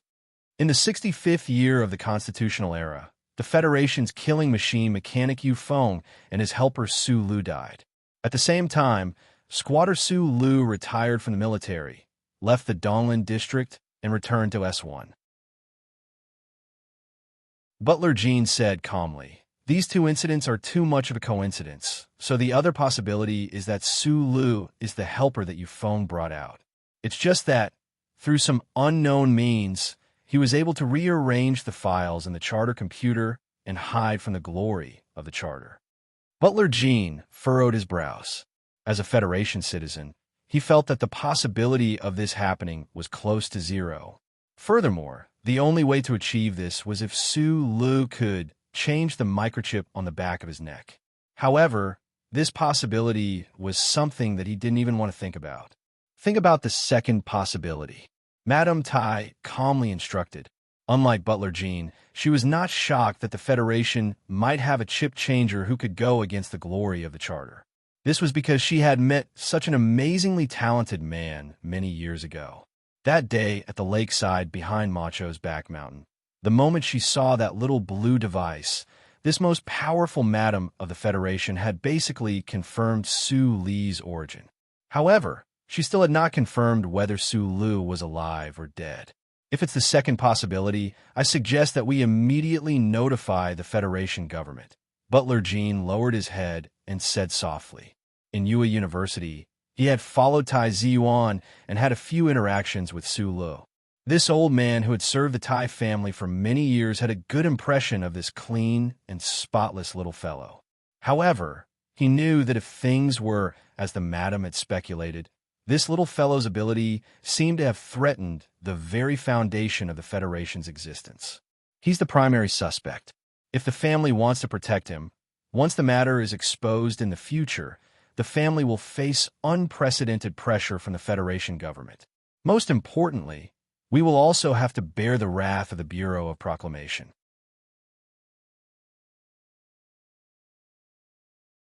Chapter 229. Lady Ty's silence gave Butler Jean a bad premonition. The 7 major families of the Federation had been able to survive for so many years, so they naturally had many ways to control their huge industries and connections. However, every family had loyal subordinates who had served the main family for generations. The Ty family had ruled the empire, so there were even more loyal subordinates who did not reveal themselves. He was one of them.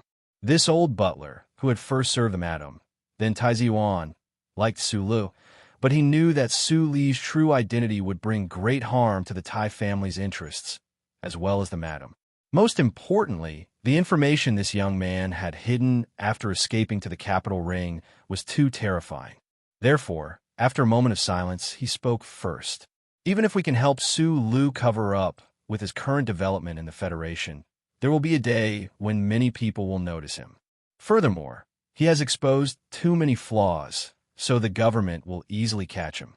After saying this, he took out a piece of paper and placed it on the stone table. Then, he quietly stepped back and waited for the madam's decision. Lady Tai picked up the thin piece of paper with her fingertips. With her sharp eyes, it did not take long for her to discover the problem with the amount of money recorded on the paper. Lady Tai looked at the thin piece of paper quietly. The paper recorded the flow of millions of dollars. For the master and servant in the scene, this sum of money was not worth a second glance. However, this sum of money came from Su Li's 3 Forest Alliance bank card. In the end, it was transferred through the channels of the Federation's black market to an account in the Eastern Forest region. This was enough to prove a very serious problem. Although nostalgia is a very respectable emotion, it is also a very idiotic thing to do, especially when you don't have the ability to do so. Lady Tai stood up and returned the paper to Butler Jean. She said calmly, "That person called Li Wei was Su Li's friend in Eastern Forest." Yes, when this amount of money was transferred, that Li Wei had just been released from prison. The first person who saw a crab would definitely be frightened by such an ugly creature, but the second person who saw a crab would definitely not be so shocked.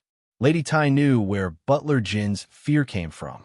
She also knew what the chip on the back of Su Li's neck meant to the Federation. However, she had seen it before, so she was able to conceal her emotions perfectly. With her hands still resting quietly on her lap, Lady Tai narrowed her eyes and looked at the East Sea in front of her. It should be summer in S1, autumn in S2, and spring in S3.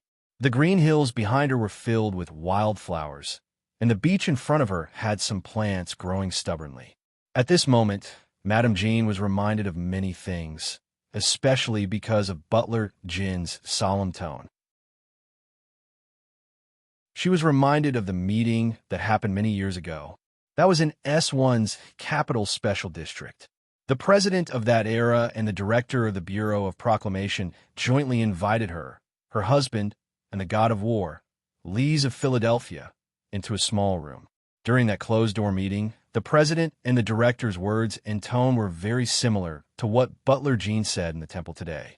The abnormal situation that the Federal Central Computer found shocked everyone present. After that intense argument, Tai Ziyuan's father, her husband, left in anger. The head of the Tai family, who created the romantic plot of the Double Moon Festival, was a good person full of humanity. No matter how one thought about it, he couldn't make that kind of decision because it would definitely betray and hurt his friends.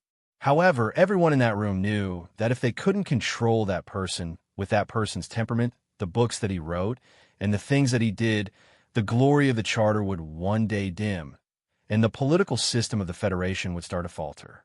Once the first charter lost its effect, the people would start to look at those politicians and big families with hatred. The human Federation, which spanned hundreds of light years, would definitely fall apart.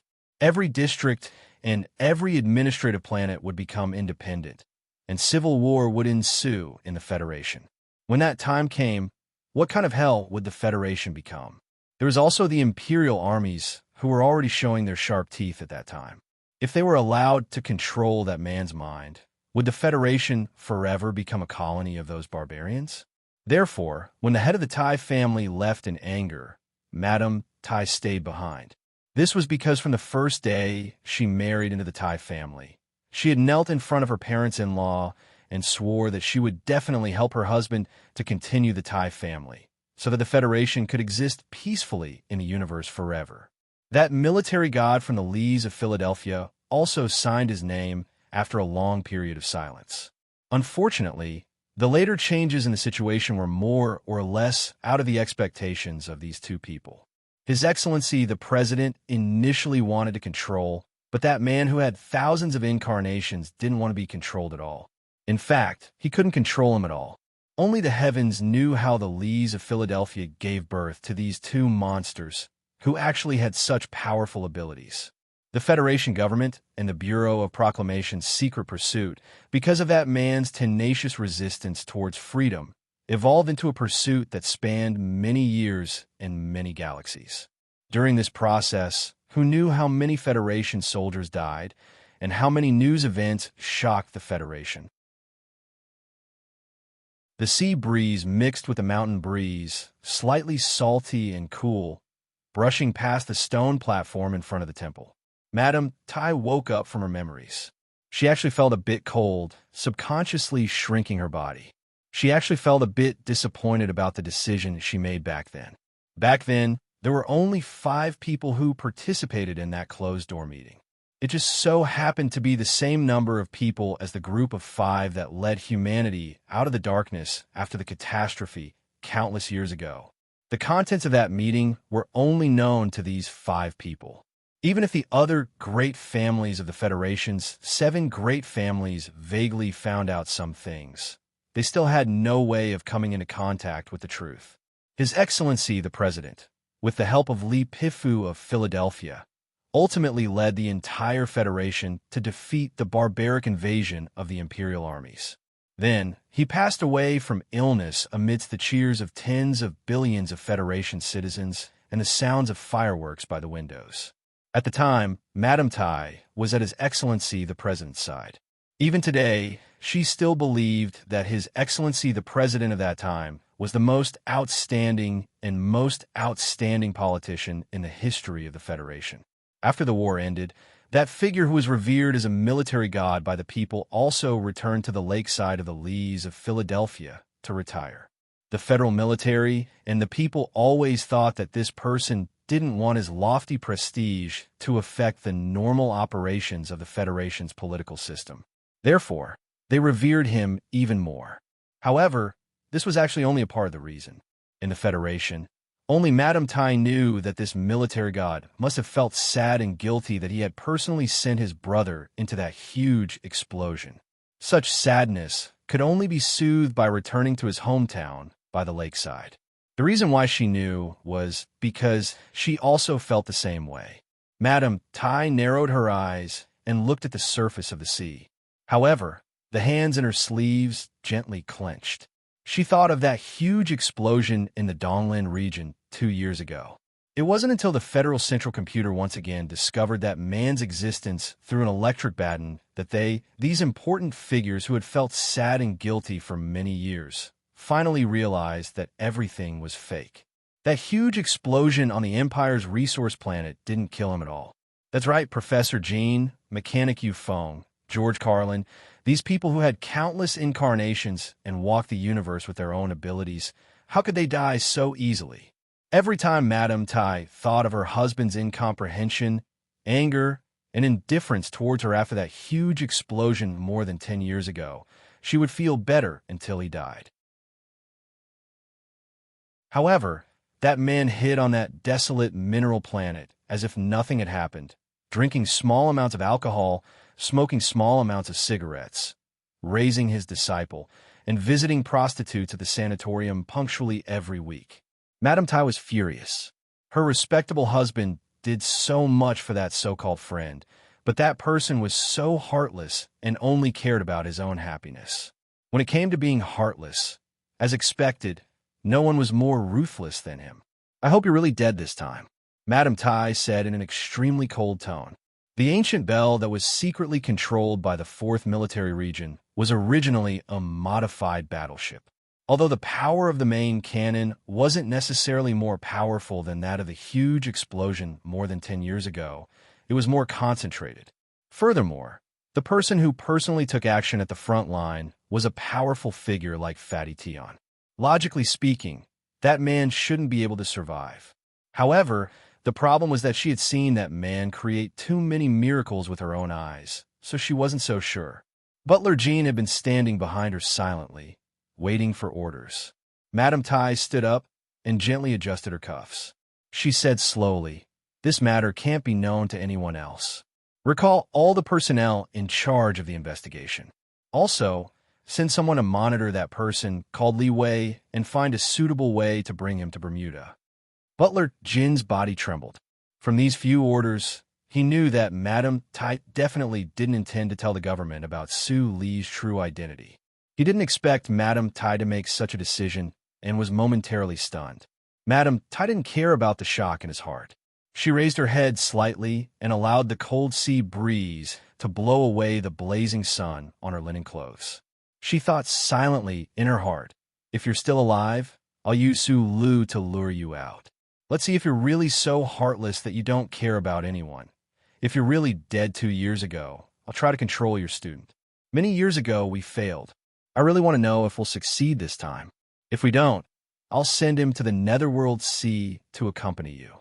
The most powerful madam in the Federation smiled as she looked at the blue sea that was getting darker as the sun moved westward. She stood up and walked towards the old temple. Butler Jean bowed slightly to send her off. His heart felt extremely heavy because of Madame Tai's decision. However, that old temple wasn't a place he could set foot in, so he couldn't persuade her even if he wanted to. He just felt that Madame Tai might have made a huge mistake this time. Su didn't know that on a planet several light years away, there was a conversation about him happening. He also didn't know that Madame Tai had already found out his true identity and had decided to use him to lure out that heartless uncle or to completely control him in her hands. If it was the former, then there would definitely be schemes and dangers. If it was the latter, then there would definitely be methods and pressure until he completely lost his freedom. Freedom was the most basic requirement that every person had outside of survival. In short, a crisis was slowly approaching this fugitive's body, but he didn't know anything about it. Right now, he was even lamenting the power of the Tai family hidden within the Federation. He completely didn't know that the more powerful Madame Tai was, the more difficult his life in the universe would be in the future. His cooperation with the Tai family had been very pleasant. After just a trip to the Nutshell Engineering Department, the other party had given him enough authority to even send a military mecha to Whitewater Company in such a short period of time. Even if it was one of the 7 great families of the Federation, it was still a little shocking that they could do all this. What made Sulu even more shocked was that the Tai family could influence the Nutshell Engineering Department and even tamper with Whitewater Company to get that CEO to cooperate. This kind of influence was really frightening. He even wondered, was the Shell Motor Company part of the Federation or the Tai family? This was his emotional reaction when he saw the M37 just now. Right now, Sulu couldn't care less about these things. He was currently standing with several logistics personnel at the control panel behind the super strong glass. Looking at the silhouette of the black mecha in the mecha room, he clenched his fists tightly from time to time, feeling a little nervous and excited. The black M37 mecha was moving quickly in the spacious mecha room. The old-style single engine was at full power, letting out a low humming sound. However, these sounds seemed to be unable to keep up with the black mecha's own high-speed movements. Although the mecha room was spacious, it still seemed a little small for a 6-meter-tall military mecha to move quickly and evade in there. However, the black mecha was being operated smoothly like flowing water. Every action was simple, fast, accurate, and effective. There were absolutely no redundant commands. When it was evading, there was no obvious deceleration, and there were no scenes of it crashing into obstacles. Only the most excellent pilots could operate such a heavy mecha and still make such smooth reactions at this speed. The electronic data collection devices on the ceiling of the mecha room were working nonstop, faithfully transmitting the control data of the black mecha back to the control panel. Those staff members looked at the data nervously and couldn't help but exclaim softly in shock. After this M37 had started moving, it had never stopped. The 7-minute-long test of evading and speed had been completed in one go, as awe-inspiring as the rushing of a river. And those feedback data proved just how terrifyingly fast the hand speed of the pilot in the mecha had reached in this period of time. Even someone like Su Lu, who had not been in contact with mecha operations for long, could see the pilot's extremely talented control ability and that trace of awe-inspiring beauty in the black mecha's clean and efficient movements. With a soft beep, the black M37 instantly turned from extreme motion to extreme stillness. The power of the 3 engines was retracted, and the mechanical legs stood firmly in the center of the circle. The entire body of the mecha did not tremble at all, ending the entire test with an extremely perfect standard tactical movement. With the sound of compressed air being released, the cabin door of the black M37 opened. A delicate man jumped out of the mecha, tucking his hands into his trousers out of habit, ignoring the drop of sweat dripping from his hair.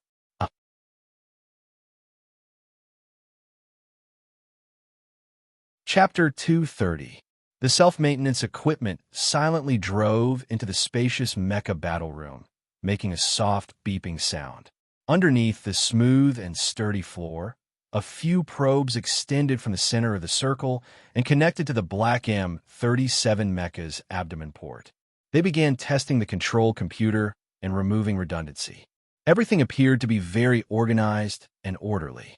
However, the control panel was already bustling with activity. Looking at the handsome man gradually approaching, the logistics technicians of the Whitewater Company's underground base began to clap and stomp their feet. Some even whistled. They had seen too many mecha tests in their lives and were already numb to it. However, today this secretary of Team 7 had given them a big surprise. The data that the black mecha had sent back earlier was very shocking. A pilot with such control ability would definitely be an ace pilot in the Federal Army. Of course, as the federal military's biggest secret contractor, Whitewater Company had also had its ace pilots come here to carry out missions under different identities. However, these high and mighty pilots would not stay in the base for long. Often, after completing their missions, they would return to the Army. They had not even come to Whitewater Company's headquarters. "Do you want to take a shower first?" Su Lu walked down from the control panel and looked at by Magnolia, who had her head lowered. This man always had his head lowered out of habit. Perhaps it was to hide his overly delicate features, or perhaps he did not want to see anything.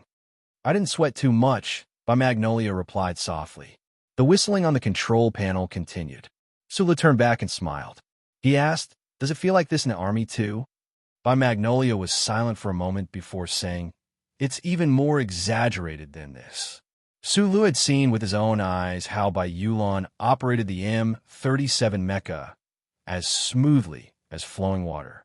Although there had not been any actual combat practice, he knew that this delicate man was definitely very impressive. Otherwise, the Federation military would not have given the task of testing the latest model of the MX mecha to Team 7. The problem was that even though Team 7 had become one of the scapegoats for the failure of the MX experiment, the other combat members of the team had all been transferred back to their original units. They were either grounded or on vacation. Only Magnolia remained to the Whitewater Company. How could the federal military forget such an outstanding pilot? As the two of them walked out of the base, Su Lu suddenly asked, "What unit were you originally in?" "Special Mecha Battalion of the 17th Armored Division of the 1st Military Region." Yulon knew what his question was. She said indifferently, 3 years ago, my class was on a mission at the outskirts of Bermuda. We encountered the 1st Mecha Battalion of the Empire's Royal Special Forces. Everyone was annihilated. I was the only one who escaped back to the rescue ship." Although his words were calm and natural, Sulu could hear a trace of unwillingness and pain in his words. After the end of the war more than 10 years ago, the Federation and the Empire maintained peace on the surface. However, in reality, both sides were still constantly probing each other in the intersecting star fields. Sporadic conflicts and casualties had never stopped. The 4th Military Region was stationed at the space passage to the Magellanic Nebula in the Westwoods region. It was a place that both the Federation and the Empire had to fight over. These past few years, wars have been ongoing on those resource planets and even barren planets. Meanwhile, the Bermuda Triangle starfield was the best place for both sides to test each other's military strength. I was the class monitor. Originally, I should have been court-martialed. However, my original commanding officer pleaded for me, so I was sent to the Whitewater Company. I've been there for a few years now. My personality is a bit strange. I've killed too many people and I like money too much. That's why no one likes me.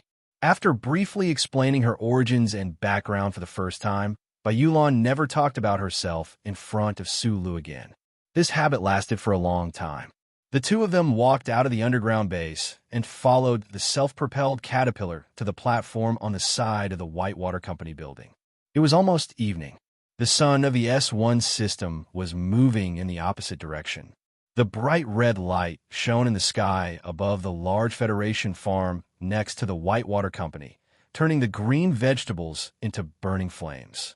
Sulu lit his lighter and put his cigarette near the flame. He did not give Bayulan a cigarette because he knew that she would not smoke. He looked at Bayulan's thin body leaning against the wall of the platform from the corner of his eye. He felt a little strange. Such a surprisingly calm, girl-like man could make that heavy M37 as fierce and agile as a cheetah once he entered the mech. "Can you teach me how to operate a mech?" Sulu took a puff of his cigarette and asked casually, as if he had suddenly thought of this matter. By now, his understanding of mecha was already extremely deep. In Yue University, he had done countless practice runs and even sparred with Tai Ziwan many times. But today, after witnessing Bayulan's mecha with his own eyes, he finally knew how big the gap was between him and Tai Ziwan. The key was not the movements, but the fluidity of the black M37's evasive maneuvers. Sulu believed that without using the simulation system, if Bayulan were to engage in a mech battle with him, she would only need 2 rounds to successfully use the mech's speed to break through his mech's defenses and knock him out. With your understanding of mecha structure, it won't be difficult for you to master a mech. Bayulan was not surprised that Sulu would make such a request. He leaned against the wall of the platform and looked at the vegetable garden outside. He said softly, "The military mecha I usually operate of joysticks. The joysticks are used to simplify commands and directly control the direction of the mech's movement. Below the joysticks are 17 sensitive buttons. They have the same function, but they are basically used to control the firepower system. The prototypes you've worked with before did not have such a setup, so you need to first familiarize yourself with these components. After familiarizing yourself with them, you need to familiarize yourself with the standard military movements. For example, the set of movements I used to test the M37 just now is the tip of the triangular assault formation." Sulu asked curiously, "I've heard of this before, but I don't think I've ever heard of a defensive formation." The greatest advantage of a mech in modern warfare is its mobility. Although the alloy armor's bullet resistance is already very high, it is still unable to withstand the concentrated attacks of heavy firepower. So the key is to touch and leave. Touch and leave was clearly a jargon used by the Federal Army. Sulu did not quite understand. It means to sneakily touch a girl's butt and run away before her boyfriend can react. Such a vivid metaphor, that's really rare. Yes, this saying was passed down from the special forces of the 4th Military Region. Because of the image, everyone remembers it. Bayulan lowered her head and said, "The characteristics of a mech lie in these aspects. It is a terrifying fighting machine that is born to be used for assault. If it is used for defense, that would be a huge waste. It would be better to stack up a few dozen heavy armored vehicles." The special forces of the Federal Army do not have the bad habit of playing defense.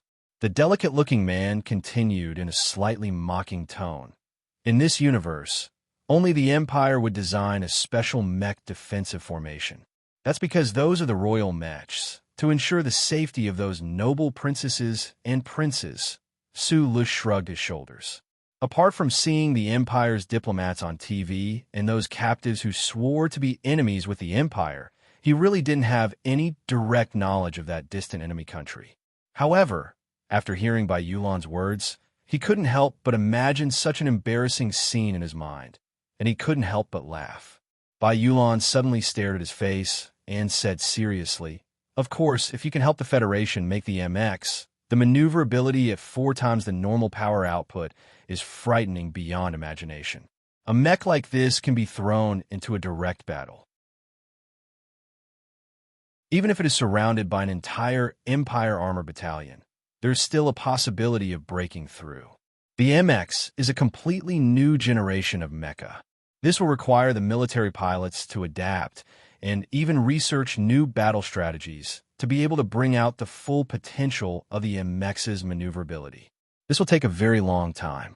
From the time the new mech is developed to the time it is equipped, the military will need at least 1.5 years to get used to it."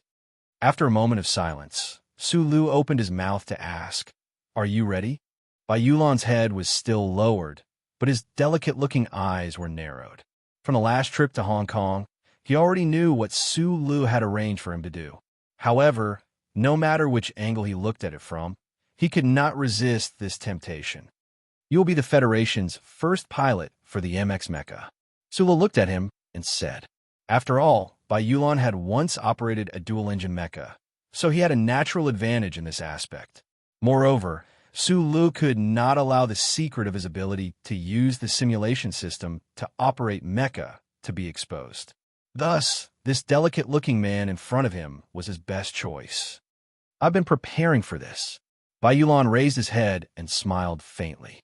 "Sometimes when I think about it, I should be the one giving you 20 million. To be the new generation's chief pilot for the MX Mecha was bound to be a great honor, which was why Bai Yulan had said so." Su Lu only noticed the other's smile. For the first time, he found that Secretary Bai could also shine brightly under the sun. "I've operated mecha before, but I always felt that when you were operating the M37 earlier, the mecha's movements seemed to have some sort of rhythm. After operating for a long time, I'm familiar with it. I've memorized all the standard combinations. Every mecha will be imprinted with the pilot's personal habits and movements. We usually call this the mecha style." "Madman Li, you should know what style his mecha is?" Su Lu suddenly asked with a frown. Bai Yulan looked at him quietly and said seriously, "One year, I once saw him in the West Woods. He opened wide and closed wide, crazy as could be. Probably only the old war god could raise such a grandson. I know that your individual combat ability is very strong, so strong that you don't fear him. But I'm warning you, if Madman Li isn't a mecha, you'd better stay away, even if you're operating the MX."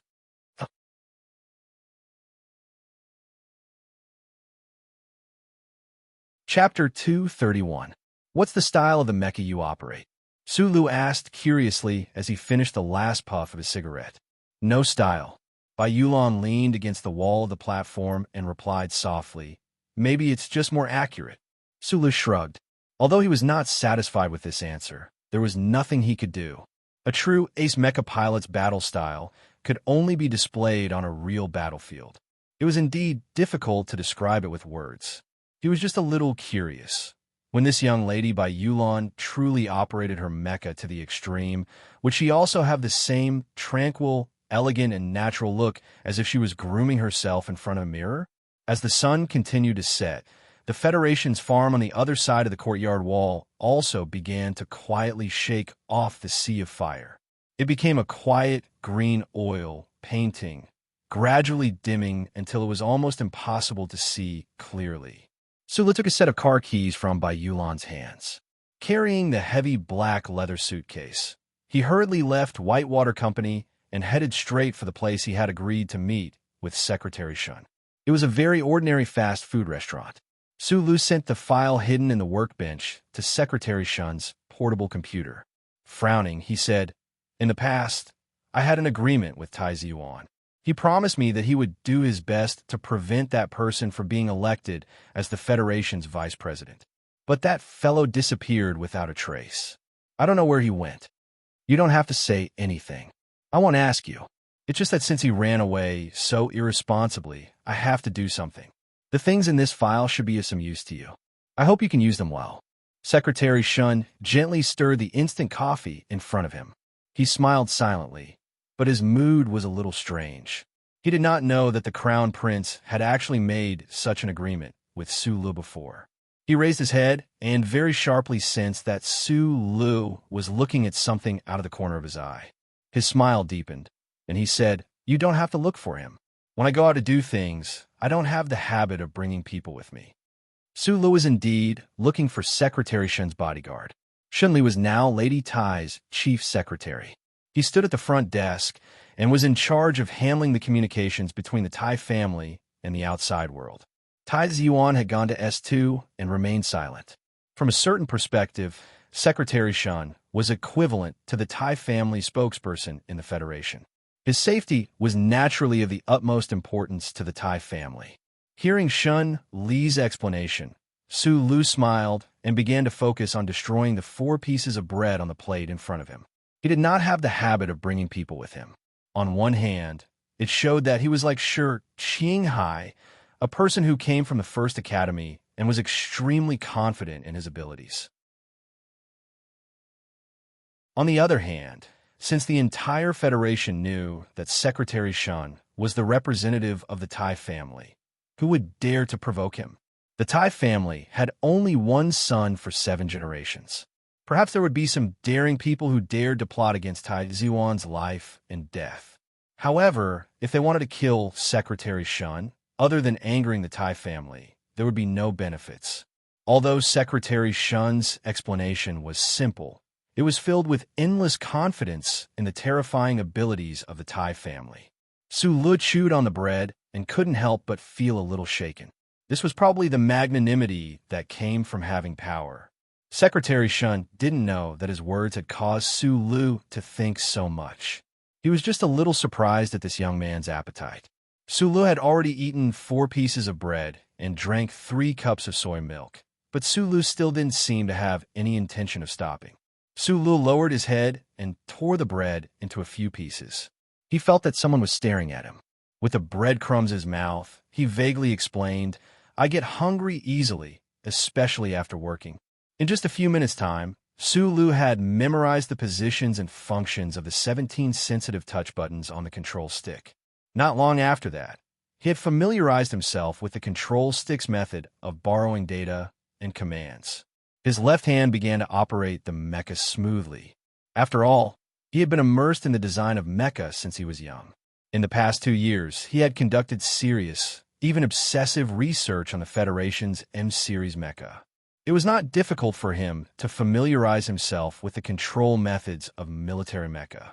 His left hand controlled the control stick, while his right hand slid along the ergonomic sliding slot on the touchscreen. Through the helmet that covered most of his face, the rapidly scrolling analysis images appeared on the screen before his eyes. The infrared sensors and vision of the M37 mecha's head were accurately transmitted to Su Li's eyes. Su Li took a deep breath and pushed the control stick slightly. The 5 fingers of his right hand moved as fast as lightning as he entered several data commands on the touchscreen.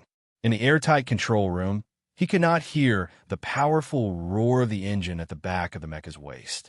However, he could clearly feel a large propulsive force penetrating his body from the attachment pad below his buttocks. It was just like the feeling of riding a space shuttle from the ground into outer space. However, this propulsive force was much more ferocious, and the vibrations were so great that the average person would find it hard to bear. Su Lu was no stranger to this feeling. In Area H1 of UA University, he had once operated the M-Series prototype mecha to perform many Level 6 mecha tests. He had also sparred with Tai Ziyuan many times. Thus, after more than half a year, he only needed a few seconds to get used to this feeling and even vaguely fall in love with it. The black M37 mecha began to operate at high speed. Wearing his helmet, Sulu narrowed his eyes, enjoying the thrill of the mecha's large-scale leaps. Being inside the alloy mecha, he could not feel the wind blowing against his face, so there was not much of a sense of high speed. However, the intense vibrations and the additional pale green images in the helmet's vision compared to the real world. Those images that flashed by quickly allowed Sulu to easily capture the feeling of mechanical power and human while merging into one. This was probably a kind of awe-inspiring feeling that could destroy and protect everything. Perhaps calling it awe-inspiring was not the right word. Sulu stared at the data feeds on the pale green image, and through the control stick and the data commands in his right hand, he quickly adjusted the mecha's evasive posture, rotation, and leaps. He did not close his eyes, but his mind wandered a little. He thought of a work on aesthetics that the uncle had forced him to read at Hoshi State University. In that work, one of the Federation's most famous aesthetics experts in the 17th constitutional era had put forward an argument that the ultimate, most soul-stirring beauty in the world was silence. That was silence. Although the teleportation of a human mecha was incomparably fast, and its maneuverability in a small space was extremely strong due to the solemnity of the mecha's metallic nature, when compared to the relative stillness of the pilot in the cockpit, it could create a kind of serene beauty. Perhaps this was somewhat contradictory, but it was also so natural. One person operating a heavy mecha, up to 6 meters tall, feeling the faint presence of machinery and electrical elements in the cockpit. All around him, there was only the faint static from the listening devices and the heavy footsteps of the mecha coming from the cockpit. There was extreme stillness within extreme movement. Sulu suddenly had an illusion. Controlling the mecha, as long as he was calm, he would be a black reef in the ocean, and as long as he moved, he would be a violent meteor streaking through the atmosphere, able to burn a scorched scar into the blue sky at any time. His heart skipped a beat, and he could no longer control the desire in his heart. Tossing aside all the standard federal military movements in his mind, his left hand turned the control stick abruptly, and his right hand swept across the touchscreen. Within 1 second, he had entered 4 data commands in succession, and the engine behind the M37 mecha's waist abruptly reversed. "You're crazy. Don't do this kind of action." An extremely furious voice suddenly rang out from within the helmet. Usually, the owner of that voice was used to speaking softly, but at this moment, he was actually so angry. Sulu was slightly taken aback, but he was already unable to stop the M37 mecha from kicking up its right mechanical leg after a sudden turn of the body. The heavy body of the mecha instantly flew upwards, drawing a beautiful line in the air. Bai Yulan held a cup of tea, silently observing the activity in the mecha combat room. However, his heart was not as calm as he appeared on the surface. Sulu had tossed him 20 million so casually, so he was already prepared to risk his life. However, the more he interacted with this seemingly ordinary young man, the more he felt that the other was not ordinary. At least, he was very sure that if he did not have a gun by his side, he would definitely not be willing to engage in close combat with Sulu. Since that was the case, how could he risk his life? What surprised him even more was Su Li's current performance in operating the mecha. He had never imagined that someone who had only come into contact with military-use mecha for the first time would actually be able to operate the mecha to such an extent in such a short period of time. He knew that Sulu was a freak, a genius in the field of mecha repair. He had also come into contact with prototype mecha at Lihua University, but he still could not understand how Sulu had managed to do this. Although the movements of the M37 in the mecha combat room were somewhat sluggish and stiff from the feedback of the data, the quality of Su Li's execution of the standard military movements was not bad, and his evasive response was shockingly high. This kind of performance was too shocking, unless Sulu was a naturally thick-skinned person who had no fear of the unknown. Bai Yulan did not know that Su Li's reaction when operating the mecha was basically through the heat flow in his body. His nerves were indeed thicker than the average person's. Bai Yulan was very satisfied, even a little surprised by the first performance of the M37. Holding his teacup, he thought to himself, this freak Su Luanao only lacks familiarity with the mecha and the experience cultivated through countless real battles. Of course, experience was also the most important thing. Just like driving a car, a newbie could still drive a car on the road.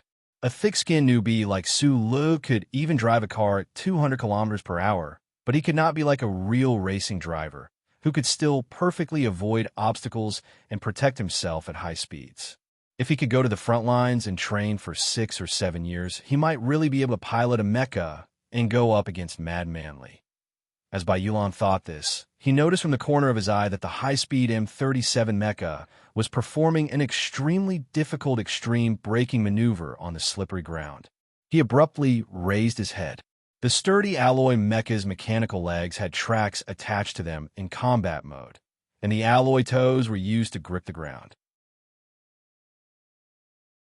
When braking at high speeds, this maneuver could be completed by relying on the power of the engine, but the heavy weight of the mecha's cockpit could not be absorbed by the mecha's automatic deformation.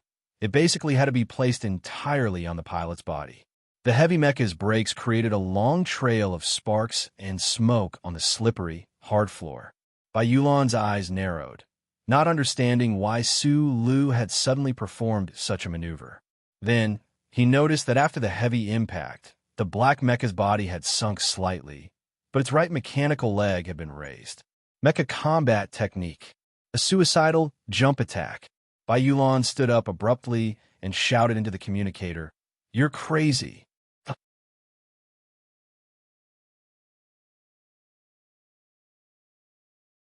Chapter 232.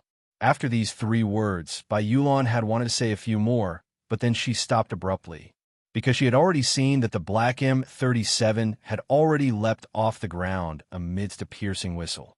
Following a powerful kick from its right mechanical leg, the mecha, which had released all of its power in an instant after its descent, came to an abrupt halt.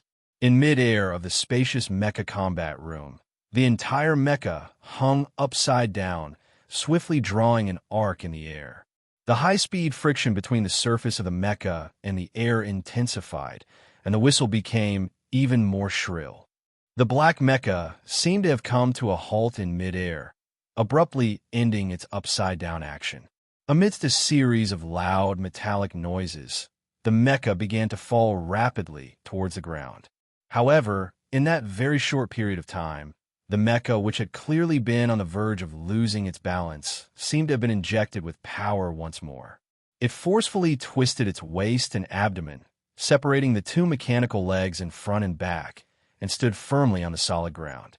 With 2 muffled clangs, the thick mechanical legs of the black M37 bore the brunt of the tremendous force, stomping 2 small, deformed pits into the solid metal floor of the combat room.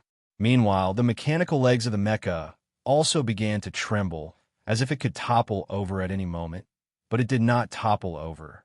Forcefully maintaining its balance, the engine continued to pump out power, allowing the mecha to continuously perform fine maneuvers and adjustments under this precarious situation. In the end, it successfully completed this rough landing. Amidst the hissing sounds of hydraulic transmissions, the black mecha slowly descended about 20 centimeters. All the important metal joints were readjusted, and the engine slowly reduced its output power, no longer moving. The 2 mechanical legs were one in front and one behind, but the mechanical arms were extended in mid-air to help balance the mecha. In this movement, the massive mecha seemed so quiet and powerful. Bai Yulan stared silently at the motionless mecha under the control panel. Her rapidly beating heart gradually calmed down, but her eyes narrowed slightly. From this black M37, she had actually found a sense of serenity. This was, of course, not a standard military mecha combat move. In the federal military textbooks, there had never been a case of jumping into mid-air to court death like this. The mobility of a military mecha, which weighed up to several tens of tons, relied on its powerful engine, as well as the massive reaction force provided by the planet's surface. just like the slogan of the first military academy's mecha department. Mecha cannot exist in a castle in the sky. Mecha must be grounded. The act of leaping in midair was a move that every fighter pilot in the military had to master. However, the violent mid-air somersault like the Black M37 just now was a test of the pilot's control in the instant before landing. This was because as the mech itself rotated at high speeds, the automatic balancing system used to stabilize the mech would experience a short period of data loss. This was especially true for the Black M37's additional action of the mid-air leg splits. The calculations and command output required at the last moment were unimaginably difficult. Don't do this again. If you were in the army, you would have been grounded by your superiors. Bai Yulan said quietly into the communication device. He had concealed the shock in his heart very well. Although he thought that Su Lu was a freak, he still believed that this guy was just lucky to be able to land the M37 safely. The mechanical legs of a fighter mecha are mainly used for evasion and movement, but the attack method is focused on the upper body's firepower system and combat skills. Although, because of the simulation of operations, humans are still the most suitable to pilot humanoid mecha, but a mecha is not a human body. If you still have to make lower body movements at high speeds, you will only fall very badly, Bai Yulan said seriously into the communication device in an indifferent tone. In the cockpit of the Black M37 below the control panel, Su Lu listened to the sound from the helmet and was silent for a long time. Then he took off the helmet and carelessly rubbed his hair that was completely wet. He himself did not know why he had done that action just now. It was indeed completely against the requirements of the military's teaching materials, but he had the urge to do it, and he had done it. However, listening to the data analysis of the onboard computer and by Yulan's warning, he felt a faint lingering fear in his heart. In that last moment before landing, there had indeed been some danger. If it had not been for the warm current in his body converting his will into data input between his fingers at the fastest speed possible, the M37 beneath him might have really slammed into the ground. Based on the speed at which it had been traveling, the M37 would have been heavily damaged, and he would have been injured as well. Due to the excessive power output of the engine at the very last second, the mecha had automatically shut down some energy-consuming functions, so the temperature in the cockpit was somewhat stuffy. Su Lu exhaled softly, wiping away the beads of sweat that had trickled down his chin. Suddenly, he thought, just how fast was his hand speed at the very last second? Only those idiots who think of themselves as geniuses would do such dangerous and useless actions.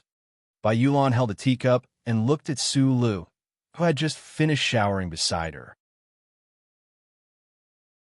She said calmly, "Although I have never been to a military academy, I have heard from my colleagues that in the 3 major military academies and the Westwood's Military Academy's Mobility Department, every year there would be a few idiots who did not follow the military standard manual and tried to operate a mecha to perform a flying kick, a flip fork, a 720-degree landing. These kinds of idiotic ideas, and were successfully injured from the fall." Su Li used a towel to dry his wet hair and smiled somewhat embarrassedly. He did not know that last year in the mecha combat room at Lihua University, Zhou Yu had once questioned his operation. After all, he had come from an unorthodox background. In Area H1's 6th level test, he had only known how to use all possible methods to dodge. How could he have known that mecha operation in real life was strictly prohibited from doing such things? But I feel that if these moves are mastered well, this should be very advantageous in close-range mecha combat. Su Lu felt his arm go numb, and he leaned back. A mecha's mobility mainly lies in its movement on the ground. Jumping into the air won't make your teleportation faster, and fancy movements won't make your attack stronger. Bai Yulan took a sip of tea and said, "Actually, this is the same principle as close-range combat. I've observed your moves before. Both your feet have never completely left the ground. This shows that you understand this principle very well." Su Lu was silent for a moment. The 10 stances that Uncle Feng Yu had taught him were all strange and heroic body movement techniques. The footwork of both feet was indeed very strange, but in these 10 stances, there was indeed no leaping movement. In fact, both feet had never left the ground at the same time. Every step forward was a sliding step, and the distance between the feet was at most a few centimeters. Could it be that this was the reason? Su Li's eyes narrowed out of habit. Feeling the violent feeling of the mecha's legs in the air and the gravitational pull of the somersault, he felt that the combat between a mecha and a human should be different. Those movements made him feel very different, an indescribable feeling. I'll be more careful in the future. Su Lu smiled and said to Bai Yulan, "You can go back first. Thank you for teaching me so much today." These words were not out of politeness. For Su Lu, who had come from an unorthodox background, to be able to operate a military mecha so skillfully in such a short period of time, it was definitely because Bai Yulan had imparted all her years of military experience to him. "Then I'll be leaving first." Bai Yulan did not stand on ceremony. Holding her teacup, she gently stood up and lowered her head to ask, "You still want to practice? We don't have any support staff at this time. If there is a problem, I'm afraid it will be more troublesome." Right now, it was already 11 o'clock at night. Su Lu did not want anyone to see him operate a mecha. Of course, he did not mind that there were no support technicians around. He nodded at Bai Yulan. Bai Yulan was silent for a moment. Before she left, she said, "Don't think too much. After all, you're not from the Lees of Philadelphia." Su Lu was the only one left in the spacious battle room. He rested for a moment, then walked over to the control panel and turned off all the data acquisition devices. He also turned on the automatic shutdown system outside the battle room. After confirming that it was late at night and that there was no one else around, he picked up the black leather case and jumped back into the cockpit of the M37. The cockpit was designed for a single person, but it had left some storage space, so there was no problem putting the black leather case inside. After passing the fingerprint check, he opened the black leather case and took out a set of clothes that looked very soft but were actually quite heavy. In reality, this was of course not clothes. It was an antique simulation system that Su Lu had modified after he had been inspired by the database in Professor Shin's laboratory. The external material of this simulation system was a type of polymer material, but inside there were countless micron-scale sensor chips. It was extremely complex. If it had not been modified based on the design concepts of his predecessors, Su Lu would probably never have been able to create this thing. Staring blankly at this simulation system, Su Lu actually felt a little fearful for a moment. He did not know if he could actually succeed. His success in Area H1 had only been instantaneous. Being able to break through the defenses of Zhou Yu's mecha in that split second was all because of this. Li Xiaodong had invested 40 million.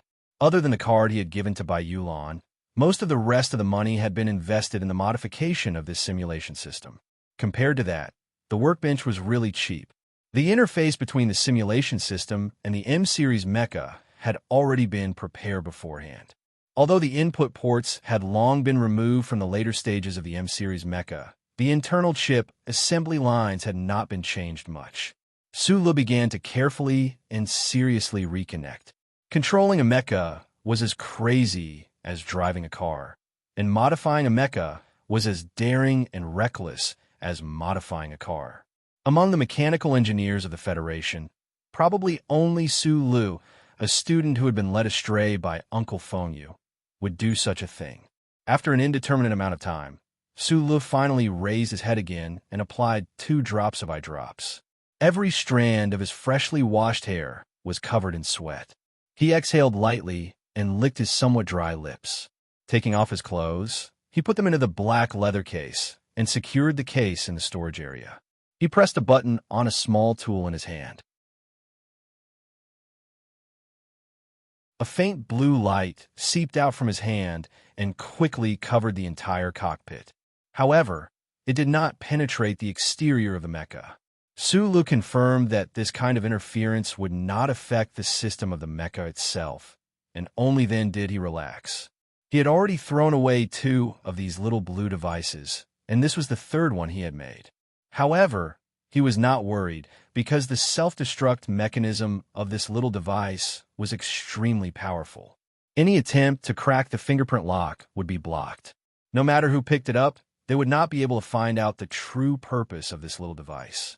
The structure of this little blue device was not complicated, but it could allow a person to temporarily hide under the brilliance of the first charter. Only the uncle's genius brain could have come up with such a nature-defying design. Sulu took a deep breath and looked quietly at the blue light in his hand, drawing courage and confidence from it. Since he was the uncle's only student, his modification of the simulation system would definitely not fail. Wearing only a pair of underwear, Sulu sat in the stuffy cockpit of the mecha like a naked and restless baby. After putting on the simulation system, he felt as if his body was covered with a heavy silk blanket. Every inch of his skin felt slightly taut. This phenomenon of the complete opposite of the sense of touch and pressure on his skin made it difficult for him to get used to in a short period of time. Plugging in the power supply and restarting the initial operation, the computer system was re-authenticated. The simulation system began to operate, and countless numbness appeared on his naked skin. Gradually, this feeling disappeared, but there were still some small, prickling pains, as if many ants were courageously advancing into his pores. Fortunately, this feeling did not last long. Otherwise, Sulu would definitely have thought that the awesome engineers of the previous generation had designed this kind of system purely for extorting confessions through torture. The cockpit door slowly closed, and the sealed air hissed for the last time. Then, the engine behind the tall M37 began to roar. However, Sulu could no longer hear this sound. He could only look nervously at the data display in his helmet, waiting for the moment when the simulation system was completely connected. The black M37 still stood solemnly in the middle of the combat room. In the cockpit, Sulu closed his eyes and slowly felt the wonderful sensation on his skin. Then he began to mobilize the power in his body. A slightly scorching warmth flowed, according to his will, quickly occupying his entire body. Following those wide channels, it passed through his bones, tendons, blood, and flesh, releasing slightly onto the surface of his skin. The simulation system collected physiological signals from a human body's muscles and skin. Sulu seemed to have found a way for the simulation system to also identify the power in his body. This dual signal collection was the key to success. However, he did not have the slightest bit of confidence. It should be known that every success in the Federation's scientific career was based on countless failures. Sulu opened his eyes and looked at the pale green display screen before him. After a moment of silence, he moved his little finger. In the spacious combat room, the alloy finger hanging by the waist of the black M37 suddenly moved with a buzzing sound. So small, so wonderful. In the middle of the night, Yulan returned to the Whitewater Company base. The CEO's office had specially allocated a mecha combat room for Team 7 to use. At this time, only he and Sulu had the password to enter. He opened the door and saw the scene in the combat room. Subconsciously, he stopped in his tracks. Because of Uncle Kong's final words in front of the Peninsula Hotel in Hong Kong, Yulan had been guessing Su Li's true identity. That was why he had mentioned the Lees of Philadelphia earlier. He had already left, but he was worried that Sulu would listen to his warning and forcefully experiment with those dangerous mecha movements. So, he had turned back halfway. As one of the most cold-blooded and powerful pilots in the federal military, Yulan had a lot of hidden abilities. He had even completed those dangerous movements before and had done them even more beautifully. So, although he had been surprised by Su Li's comprehension, he had not thought much of it. After all, the purpose of a mecha was to attack the target, not to perform. However, at this moment, he saw a black mecha moving quickly in the combat room, using a strange movement technique. At the highest level of speed, it actually moved and leaped easily, and then executed a mid-air chopping and somersaulting move. Yulan's eyes narrowed when he saw that M37 in Su Li's hands effortlessly execute 7 consecutive mid-air chopping moves. His right hand finally could not help but subconsciously reach into the left pocket of his shirt. He, who had never smoked, silently lit a cigarette for himself. He focused on that black mecha moving quickly and crazily as it moved forward. Even if this was a performance, this kind of ability was a little too frightening. Yulan stuffed the cigarette between his lips and took a deep drag. Suddenly, he remembered the words he had said to Su Lu this afternoon. It looked like he had been wrong. Even if Madman Li was in the mecha, this kid should still be able to put up a fight against that guy. He just needed some experience and killing intent. Su Lu did not know that night, Yulan had personally witnessed him using the simulation system to operate his mecha. He had only confirmed one thing. Although that modified simulation system still had many flaws, such as being too inconvenient and slow in collecting data, it was already able to provide him with powerful support, allowing him to operate his mecha and perform those unimaginable moves. Of course, he did not give up on standard mecha training just like that. After all, if he wanted to operate a mecha in the future, the most important method would still be this joystick and touchscreen input method. Su Lu could not possibly modify all of his mecha to be like this M37.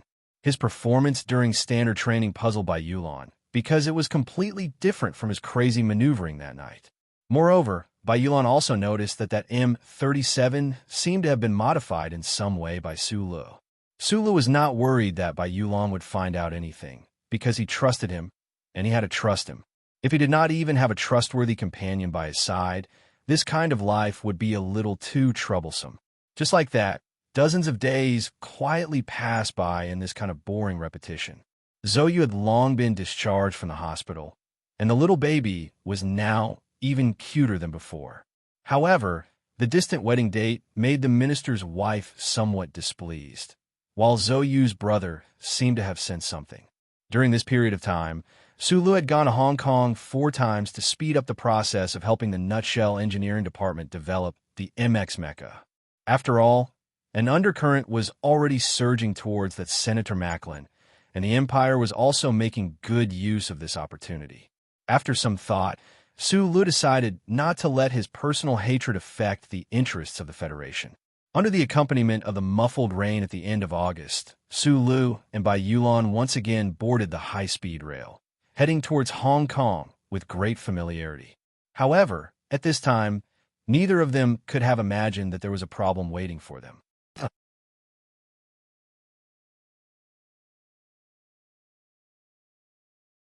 Chapter 233.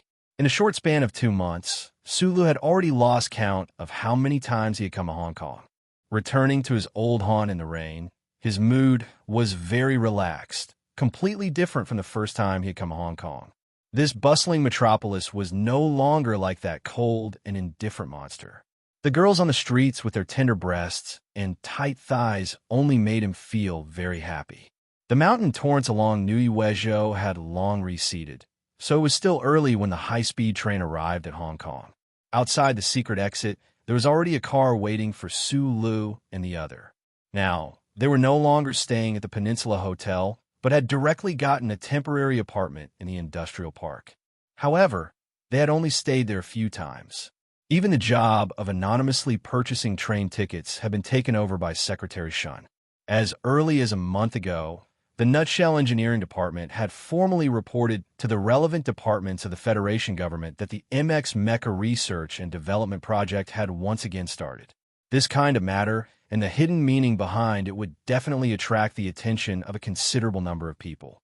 Su Lu also didn't think that after coming here so many times and cooperating with the engineering department for so long, he could still keep it a secret from the Federal Academy of Science and the other powers. So he didn't really care much about Secretary Shun and the Nutshell Engineering Department secrecy work.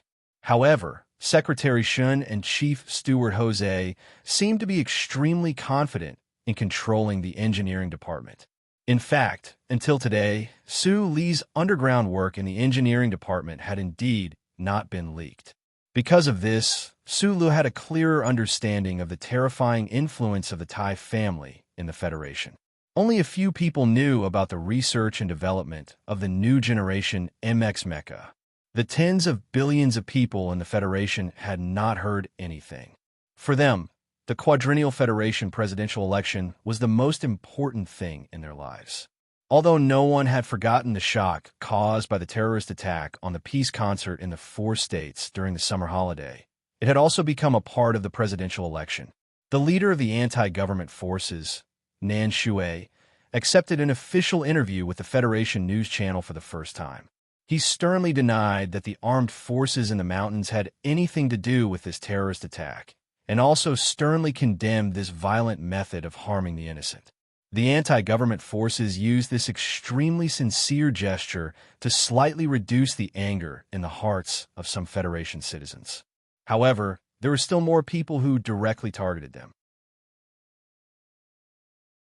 Normally speaking, on the side of the presidential election, Senator Pabre should have remained silent after expressing his condemnation, because at this time, every time he defended the anti-government forces, his political opponents could interpret it as, in order to protect his political capital to participate in the election, that illusory peace agreement, Senator Payable did not hesitate to turn black into white, forget his own position, and speak up for those butchers. However, this respected member of parliament stood up bravely with a determination and stubbornness that was completely different from the Federation politicians. Through the glass of the freight car, Sulu looked at the campaign posters on the street and narrowed his eyes. The background color on the posters was pure dark blue, and there was a silhouette in front. It was the silhouette of Senator Pabre when he arrived at the Green Dragon Mountain Airport by military plane on the last day of last year. The silhouette was very clear. The lower hem of the senator's windbreaker was blown up and then turned into a campaign slogan. "That's our president." He thought of the sentence, "Sure, Qinghai," said in the bar. At this moment, he naturally understood the deeper meaning of Mr. Sher's words. Although Su Lu very much appreciated the attitude of this fellow countryman, he had to admit that this approach was difficult to please in front of the voters. The public opinion poll conducted by the Federation News Channel the day before yesterday had already proven the problems caused by the attack on the concert and Senator Pabre's attitude after the incident. The election combination of Ross and Macklin was almost as good as Pabre's. "This is our president," Su Lu said to himself in his heart.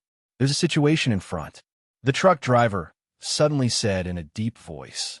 The specific process of Su Li's entry into the Nutshell Engineering Department had been arranged by Blackhawk Security Company. With Xue Nain's identity, it was naturally impossible for him to always be their driver, so the current driver was replaced. In the past few days, there had been no problems, but what happened today? Su Lu glanced at Bai Yulan and was infected by the calmness of this delicate man. The worry in his heart was slightly reduced. At this time, the truck had just driven from the industrial park to the engineering department when it was stopped by a checkpoint. It was obvious that this was a temporary checkpoint. Su Lu looked through a small crack at the black-clothed guards near the checkpoint. He suddenly felt that they looked familiar, and his heart skipped a beat. "People from the company." Bai Yulan lowered her eyes and said softly. Supervisor Jose had already prepared the entry and exit documents for the truck, but the guards at the checkpoint didn't seem to see those documents at all. They directly got on the truck, turned off the engine, and then opened the back compartment. Under the cold muzzle of the gun, Su Lu and Bai Yulan got off the truck. The port city, like the capital's special district, was shrouded in the sultry August rain. The rain flowed down their hair. Su Lu looked at the well-trained and silent guards in black and understood what Bai Yulan meant. These people were professional mercenaries of the Whitewater Company. The rain gradually increased under the lights, but the black-clad mercenaries were not disorganized. They vigilantly escorted Su Lu and Bai Yulan to the checkpoint. The temporary checkpoint was only a few cars. In front of the headlights of a car, someone was holding an umbrella. Under the umbrella was an official wearing glasses. The Shell Motor Company was a core area of the Federation. In order to not attract public criticism, the security around the engineering department was basically handed over to the Federation's Whitewater Security Company. Since this company was basically the son of the Ministry of Defense, the Federation government was naturally very assured. Looking at the solemn-looking guards in the rain, Su Lu felt a sense of danger. But since they didn't intend to kill him at the beginning, it meant that they knew his background and didn't have the guts to do so. But when he saw the official, he felt that today's matter would be particularly troublesome. He had seen the official once in the Husk Institute. The official was the chief technical director of the Shell Motor Company's board of directors. He also held the position of an independent technical director. His position was very high, and not ordinary people could compare to him. Under the black umbrella, the chief technical director of the Shell Motor Company looked coldly at Su Lu and Bai Yulan, who were escorted over, and said softly, "Whitewater Company's 7th technical director, Su Lu, and secretary Bai Yulan have violated the company's internal confidentiality rules and will be immediately detained for investigation. After the investigation, according to the relevant laws of the Federation, according to the facts of the crime, they will be transferred to the military court under the Ministry of Defense."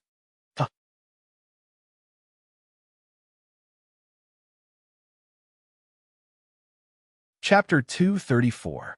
It was late at night in the outer area of the engineering department. It was raining heavily in August. The dark clouds covered all the nebulas. In the darkness, the headlights of the cars were somewhat dazzling due to the rain. Sulu looked at the official under the umbrella and narrowed his eyes. He knew that the secret that he helped the engineering department was finally exposed. He just couldn't figure out whether the other party wanted to deal with him or to steal the fruit again. But no matter what, it shouldn't be the case that the big shot under the umbrella came to Hong Kong personally. Shell Motor Company was a giant Federation enterprise that prioritized technology.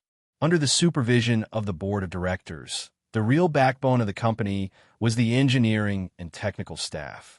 Sulu was also one of the engineering and technical staff, but he was only a third-level technical supervisor. The official under the umbrella was the chief technical consultant of the Shell Motor Company. The chief technical consultant automatically became the independent technical director of the board of directors of Shell Motor Company. With the status of Shell Motor Company in the Federation, any member of the board of directors had great power and status. After the nutshell technical director under the umbrella finished speaking, he returned to silence. Through the pair of glasses, he waited for his answer. At this time, the rain was getting heavier and heavier. It stretched over the black umbrella above his head and splashed some water on the glasses. But the big shot didn't bother to wipe it off. He just looked at Sulu and wanted to know if this important young man would resist. They were surrounded by Whitewater Company's guards in black rainproof combat suits. Sulu knew that these people were either mercenaries who killed without batting an eyelid or special forces trained by the military. No matter how confident he was in by Yulan and himself, he didn't think of resisting because these black-clothed guards were holding their spears tightly. At this time, an umbrella came to Su Li's head and blocked the rain from falling from the sky. Su Li looked back and saw Secretary Bai standing behind him with her head down. He didn't know when this person turned from beside him into an umbrella. The rainy night was dark and wet, and the industrial park was silent. Only the area illuminated by the headlights of the cars was still facing each other. The difference in the number of people on both sides was too great, so this confrontation seemed to be about to end. However, as soon as this umbrella appeared, only the independent director and Su Lu were not worried about the consequences. It subtly turned the atmosphere around. Su Lu looked at things with a sharpness that was completely inconsistent with his sincere appearance. From a moment he was stopped by the checkpoint to the appearance of this Mr. Independent director, he quickly analyzed the situation and confirmed that the other party had a rough idea of his background, so he didn't dare to use force recklessly. However, the other party would definitely do everything possible to isolate him from the engineering department to ensure that the Federal Academy of Science will be the first to successfully develop MX. He wiped the rain off his face, stared at the director's glasses, and said, "I don't understand what confidentiality rules I violated. You don't have to explain anything. I am honored that you came here specifically for me, but I think you should know that I now have long-term access to the engineering department." As if she wanted to add momentum to Su Li's rebuttal, Bai Magnolia, who had been holding an umbrella behind him with her head slightly lowered, raised her head and coldly scanned the surrounding Whitewater Company guards. Her eyes were calm and quiet, but there was an extremely repressed coldness in them. The headlights of the cars were originally a little hazy due to the heavy rain, But the moment Magnolia raised her head, a flash of lightning suddenly flashed through the ink-like rain clouds in the sky, illuminating the dim world for a moment and revealing the delicate face in front of everyone. When the surrounding whitewater mercenaries in black combat suits saw this delicate and quiet face, the originally cold and silent formation changed a little. It was not a commotion, but it was vigilance, absolute vigilance. This was because they all recognized this face. This face could only belong to Magnolia, the former combat manager of the company's 7th team. Within the Whitewater Company, this delicate man was not famous because no one was willing to talk about him. The Whitewater mercenaries, who killed without blinking an eye, felt fear from the depths of their hearts when they talked about this man who looked like a woman but was more ruthless than anyone else. The independent director looked at the two people in the rain indifferently. He had no desire to debate with them.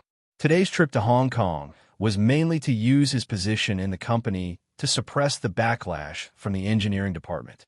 As for Su Lu and the secretary behind him, he was a little afraid of their background, but he was not worried that they would dare to confront so many combat personnel directly.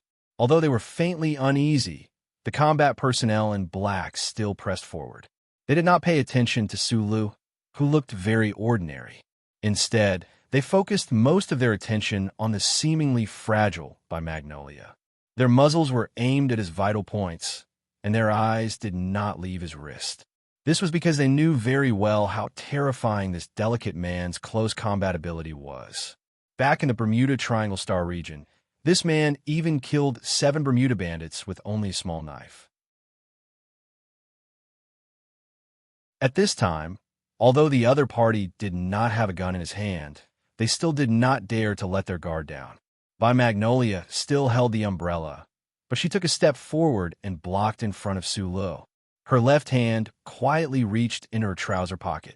It was such a simple action, but it made the movements of the armed guards next to her pause. These people could feel the danger from Magnolia's action, so they did not understand why Magnolia, as an employee of the company, still wanted to protect Su Lu despite the board's order. This was not in line with Magnolia's usual style. Thinking of this, Su Lu's figure became somewhat unfathomable in their hearts. Clearly, this young technical director did not have the slightest unusual aura, but he was able to subdue this beautiful knife. It was really hard to imagine. By some time, Su Lu knew that the current situation was very troublesome. If he did not resist, with the other party's strong power in the Federation, they could easily put him under house arrest for many days without doing anything to him. The chief technical director, seeing Su Lu's slightly moving lips, suddenly said with a smile, "Don't try to resist. Although I don't want to, I think there should be a lot of people who would like to see an accident happen." Su Lu's palm gently rested on Yulan's shoulder, preventing her from unleashing a vicious attack. At this moment, 2 people hurriedly ran over from the engineering department. They didn't even bother to use the umbrellas in their hands to block the rain. They angrily scolded the Whitewater Company's soldiers from the outside before rushing in. The independent director's face was a bit gloomy. Although he knew that there was absolutely no way to hide what happened tonight from the engineering department, he did not expect that Jose could discover the board's little trick in such a short time under the cover of the dark night and heavy rain.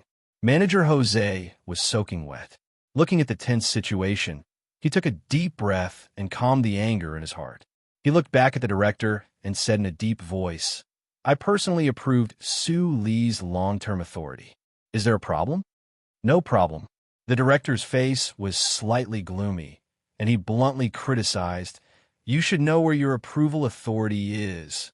Do you not have any rules? Do you still have any respect for the board?" The Nutshell Company was a huge corporation. There were many departments under it, and an important territory, like the engineering department, naturally had a different status. If it were to be compared to an ancient dynasty, Jose was like a feudal lord. However, the independent technical director from the board was like an imperial envoy. Unless the engineering department dared to rebel, whether it was in terms of power or qualifications, he had no way to go against the board. Therefore, the director used a reprimanding tone to speak and did not give Jose any face at all. In fact, in this tense situation tonight, the internal disputes of the Nutshell Company had already begun to appear. Zhou Yu raised his umbrella and covered Jose's head. He looked at Su Lu with concern.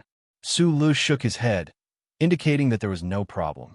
After Jose calmed down for a moment, he said to this big shot, "This is not a research institute. This is the engineering department. According to the rules of the board of directors, I have the qualifications to approve. If you have any objections to my qualifications, you can raise them at the board meeting, but do not make it difficult for our staff." Su Lu is a staff member of the engineering department. He was not in the past, not today, and definitely not in the future. The director said with a serious face, "You have the qualifications to approve, but do not forget that Su Lu came into contact with the top secret MX of the Federation. According to the classification, these approvals are in the company's headquarters. I don't remember when the board of directors gave you the right to make your own decisions." His next sentence directly shattered Jose's thoughts of wanting to protect Su Lu. "The board of directors has an emergency meeting. We have temporarily stripped your qualifications to approve. All the new staff members who came into contact with MX in the past 2 months will all be brought back for investigation. This is the decision of the board of directors. If you object, please keep it to yourself." This was a very fatal problem. If the board of directors of Nutshell had really made such a decision, then Su Li's access rights would be considered illegal. The other party could investigate him in the name of violating the company's rules and regulations. They could even use the crime of coming into contact with the Federation's confidential data to send him to court. After saying this, the director no longer paid any attention to the silent Jose. He took 2 steps forward and walked into the range of the car's headlights. Looking at Su Lu, he said calmly, "Come with us. You know I won't make things difficult for you. However, during this period of time, you will need to rest somewhere else." Su Lu shook his head. After the incident at Hushan Road, the big shots in the Federation all knew of his relationship with the Tai family. Of course, they would not dare to kill him casually. However, if he resisted, they would be able to find a suitable reason. If he did not resist, they would be able to take him away and forcefully delay the engineering department's mecha development work. He just did not understand why the other party, who was clearly an independent director of Nutshell, would harm the company's interests and stand on the side of those people. "You're just a director of Nutshell. You can't control me." Su Lu took out his ID from his shirt pocket and handed it to the director. He said, "This is my ID. It says on it that I have the authority of the Ministry of National Defense's General Assembly Base. Unless the Minister of National Defense personally gives the order, no one can stop me from entering the engineering department tonight."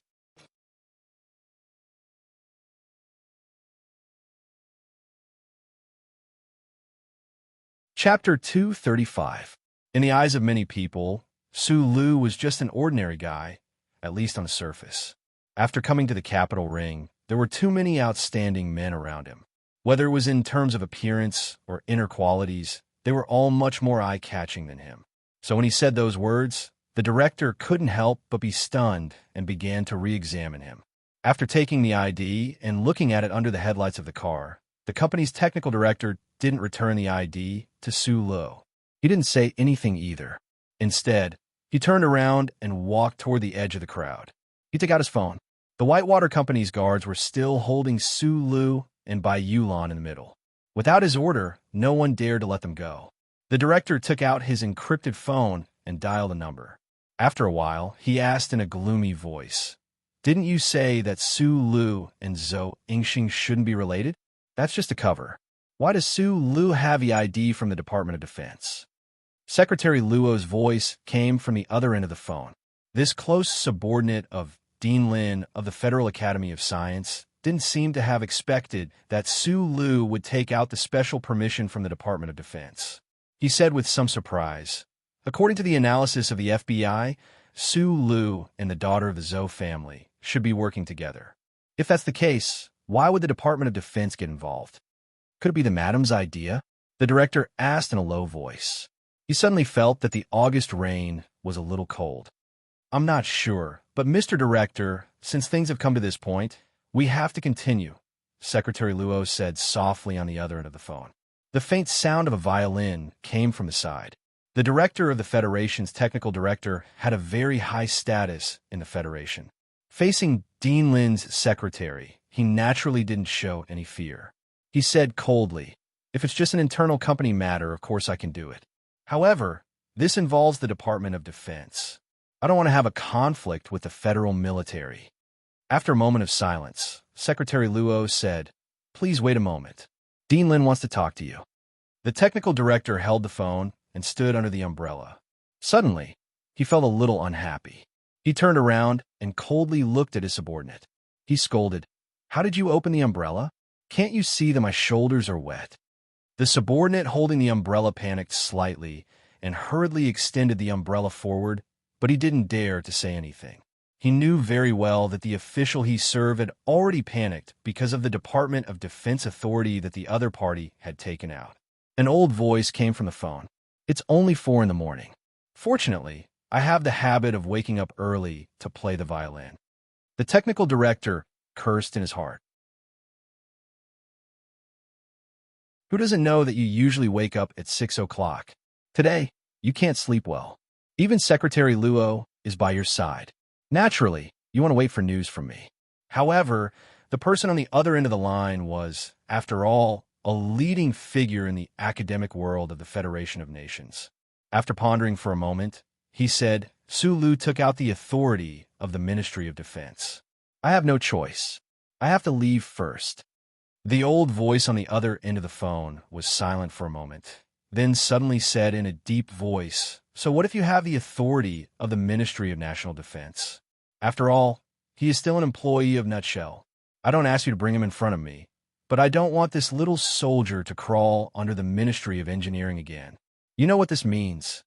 Hearing the angry voice on the other end of the line, the director's expression became cold. He thought that in the face of material gain, this old guy finally didn't care about the so-called demeanor anymore. He said into the phone, "I'm sorry, but I can't comply. I know that you don't want to be pressured by the military, but you shouldn't overestimate the power of the Tai family." The leader of the academic world of the Federation of Nations on the other end of the line softened his tone and said, "In fact, I don't know how that little guy from the Lee family convinced you, but I think that since you stood on his side from the beginning, he must be very willing to let you stand on his side." Hearing the two words Lee family, the director's expression became slightly pale. He slowly hung up the phone and walked toward the center of the crowd. In this short distance, he thought of a lot of things. He thought of those luxurious nights at the MGM Maystar Casino at the entrance of Bermuda, thought of the 300 million gambling debt he owed, thought of those videotapes. The high and mighty Nutshell director was actually toyed with by such an old-fashioned and despicable method. He couldn't help but mock himself. Only now did he understand that no matter which era it was, money was the most ferocious devil. The most primitive method was often the most frightening method. He was the prisoner who was blinded by the devil's primitive method. Walking in front of Su Lu, the director handed the ID back to Su Lu with a cold face. He had already made a decision. In fact, between losing his reputation and going against the Ministry of Defense, he could only choose the latter. He angrily and irritably knocked away the umbrella that was held by his subordinates behind him.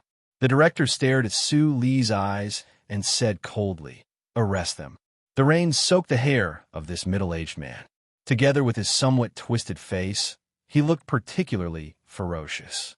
When the director made the call, Su Lu thought that the director was verifying the authenticity of the confidential authority of the Ministry of Defense through the phone.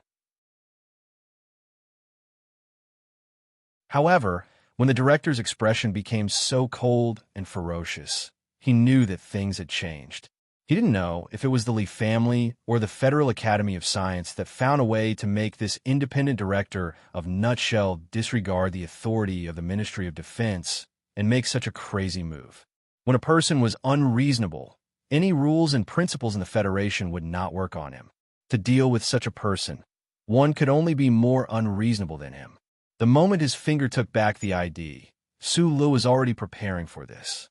The director in the rain in front of him was obviously blinded by the previous negotiations and underestimated the determination that Su Lu would show in this incident. He slammed his foot on the ground and countless splashes shot out like arrows, making the light of the car's headlights appear even dimmer. At this time, layers of rain fell from the sky. There was no lightning or thunder. It was the dark season, and only the light in the rain could help see things. This was the purpose of Su Li's first kick.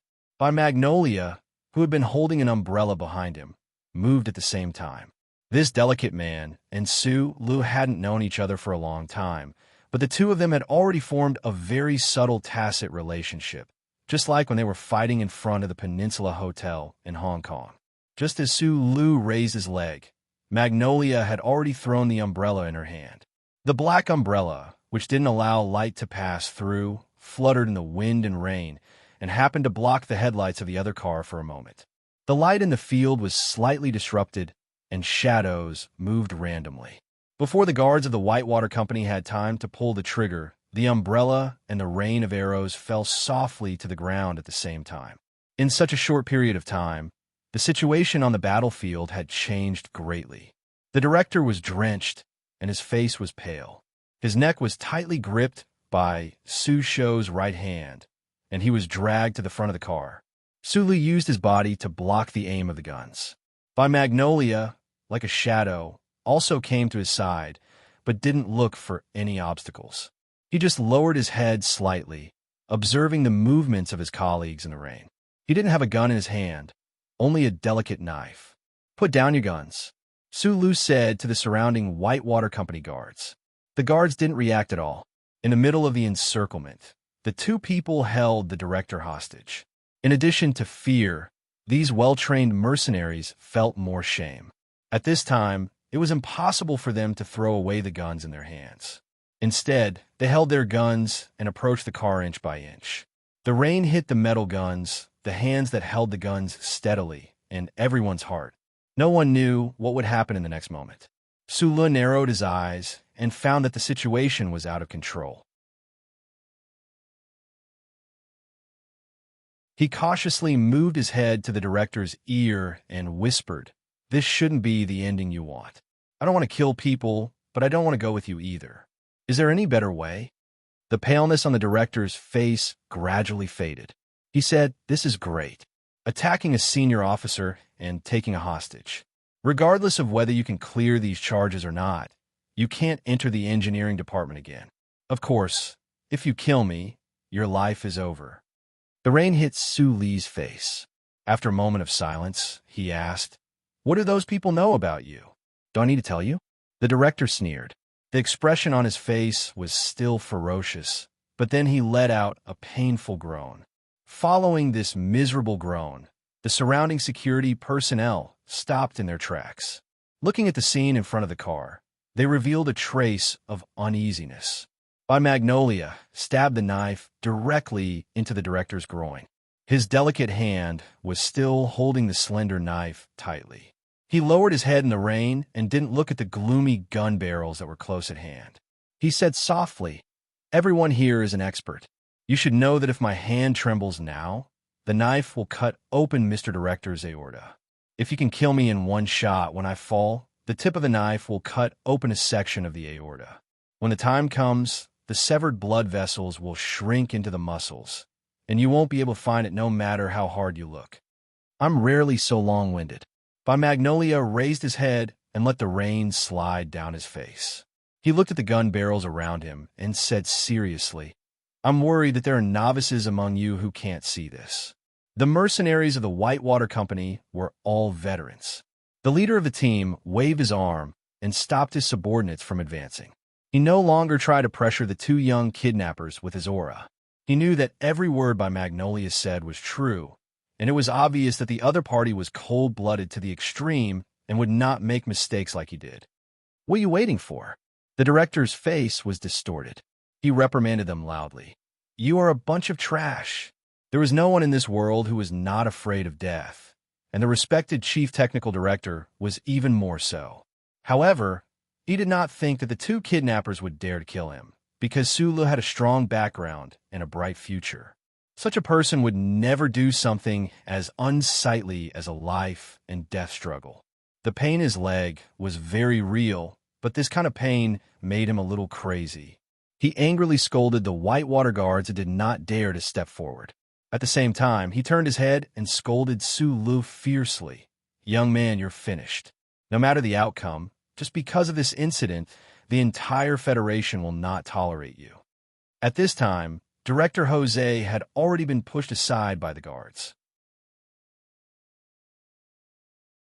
He anxiously shouted to Su Lu across the crowd. "Su Lu, don't do anything stupid." The security work of the engineering department was originally contracted by the Whitewater Company. Although he was the director of the engineering department, he could not command these paramilitary personnel. Moreover, the director was currently in Su Li's hands. That secretary had actually stabbed the director so carelessly. This fact made him feel unprecedented pressure. They knew that Su Lu could not be tied up without a fight, but if he persisted, what if the Whitewater guards really wanted to kill him? He subconsciously wanted Zhou Yu to inform Secretary Shen, regardless of whether it was too late, who knew that when he turned around, he would find that there was no one beside him. Su Lu did not pay attention to the shouts of these two people. He just narrowed his eyes in the dark rain and watched the movements of the guards. When he saw the index finger of the captain slowly move away from the trigger, he felt slightly relieved. However, at this time, he sharply noticed that one of the guards seemed to have been inadvertently dragged to the periphery. At this moment, he raised the light sniper rifle in his hand and aimed it between Bai Yulan's eyebrows. Bai Yulan also sensitively noticed this. He slightly lowered his head and looked over with cold eyes. If this was in the past, he would definitely rush into the crowd at this time, even if the other party was also a well-trained mercenary. However, at this moment, he could only coldly look at the gunman because Su Lu was still behind him. A sense of danger surged in Su Li's heart, just like when a special task force agent appeared in Linhai during the New Year. The gunman was probably not one of the director's men. If he opened fire now, it would be a chaotic battle. He was afraid that the director and Su Lu would die on the spot, and the real mastermind behind the scenes would be able to get away scot-free. Thinking of this, he could not do anything, because once he raised his hands and surrendered, all his previous efforts would be in vain. However, the light in his eyes gradually dimmed, as if he had not noticed anything. He thought for a long time, but in reality, in the rainy night, it only took a blink of an eye. The Whitewater Company's guards were still aiming their guns at Su Lu and Bai Yulan, but the gunman outside the crowd had already coldly pulled the trigger. After a muffled sound, a bullet lit up in the rainy night. It slid past the edge of the car's headlights, whistled through the puddles, and shot into the hard ground of the industrial park. Su Lu and Bai Yulan both had time to dodge, but this shot missed. This was because at the moment before the gunman opened fire, a figure used the cover of the rainy night to quietly go behind the gunman from behind. A palm hit the gunman's elbow, interfering with his shooting, and at the same time, a palm strike was viciously aimed at the gunman's neck. The gunman was a very strong character, as he was able to react in such a short time. He turned his head and dodged the palm strike. In the dim rain, he could clearly see that the attacker was the gentle engineer from the engineering department. He did not pay much attention to it, as he was prepared to knock down the engineer and then take advantage of the chaos to escape. The poor gunman did not know that this seemingly gentle engineer was the most outstanding student in this batch of the First Military Academy. Although he was not as meticulous as his predecessors, Shen Li and Shi Qinghai, he still had extremely strong mobility. With a crisp crack, Zhou Yu, whose military uniform was already drenched in sweat, used 3 extremely simple and practical movements to knock the gunman to the ground.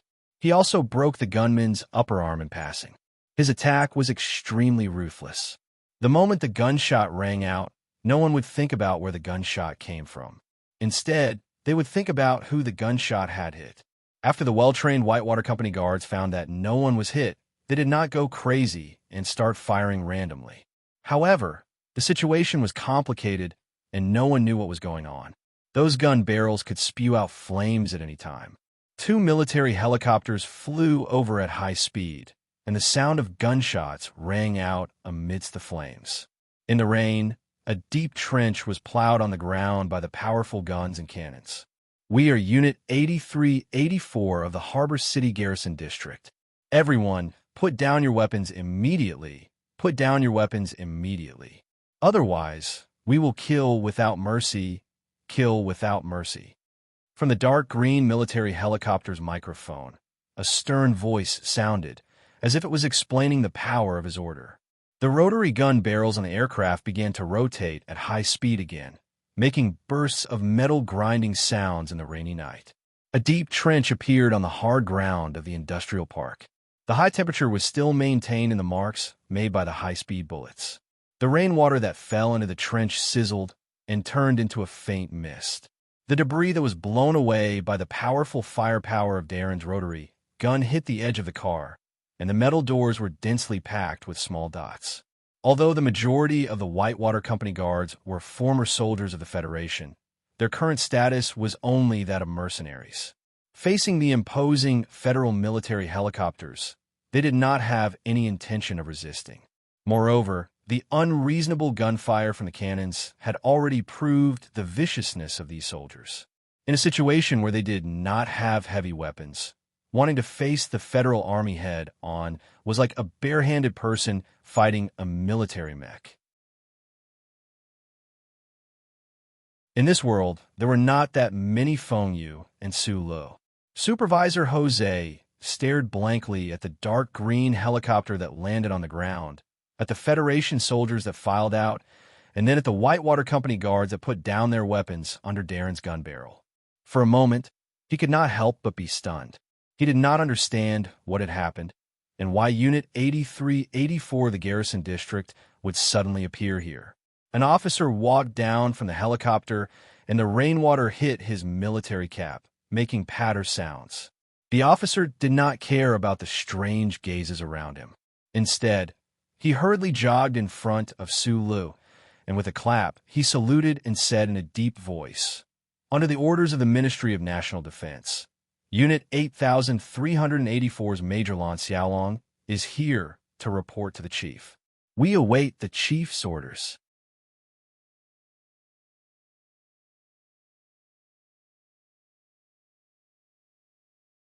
Chapter 236.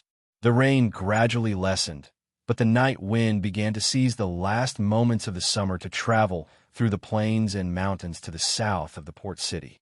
With the addition of the wind stirred up by the two helicopters, it appeared to be a bit stronger. It swept up slightly moist water droplets and slapped onto people's faces, making them wet and cold. In the wind and rain, Su Lu heard someone call him Chief for the first time. He couldn't help but be stunned. He thought to himself that he was only a captain, but this officer was a colonel. How exactly were these ranks divided? On the side, Manager Jose had long been shocked by these soldiers of the Federation. Although he had a lot of dealings with the military, when he saw two combat helicopters and a large group of fully armed soldiers brazenly entering the industrial park just for Su Lu, he naturally had more thoughts in his mind. The major named Lon Xiaolong saluted Su Lu. After receiving his response, he took a step to the left and looked at the director, who was half leaning on the front of the car with a serious expression. He said in a deep voice, "Because you're suspected of interfering with the confidential affairs of the Federal Army and intending to murder an active duty officer. This, sir, you may need to be investigated." Not long after, the charge that the director had assigned to Su Lu was returned to him by this officer. The things in the world were always so wonderful. The director endured the intense pain at the base of his leg and looked coldly at the major in front of him. He said, "You are just a little major, and you dare to be so presumptuous." The major saluted with a bang and said, "Sir, the major is not a little major, but he is not presumptuous. I am only asking you to cooperate with the investigation according to the orders of the superior. Of course, we believe that as the most loyal partner of the federal military, the respected board member of the Nutshell Company will definitely not be a criminal." The major suddenly changed the topic and said with a smile, "But you are injured now. How about we use the helicopter to send you to the police hospital for treatment?" At first, he was serious and upright. Then he lowered his body and teased, politely with a hint of banter, Sulu and Mr. Jose looked at this officer and couldn't help but be stunned. When the truck was stopped at the checkpoint earlier, Sula had informed Secretary Jiao. However, he did not expect that it would take such a short time for the Ministry of Defense to send someone over. Moreover, the person who came was an officer that he could not see through.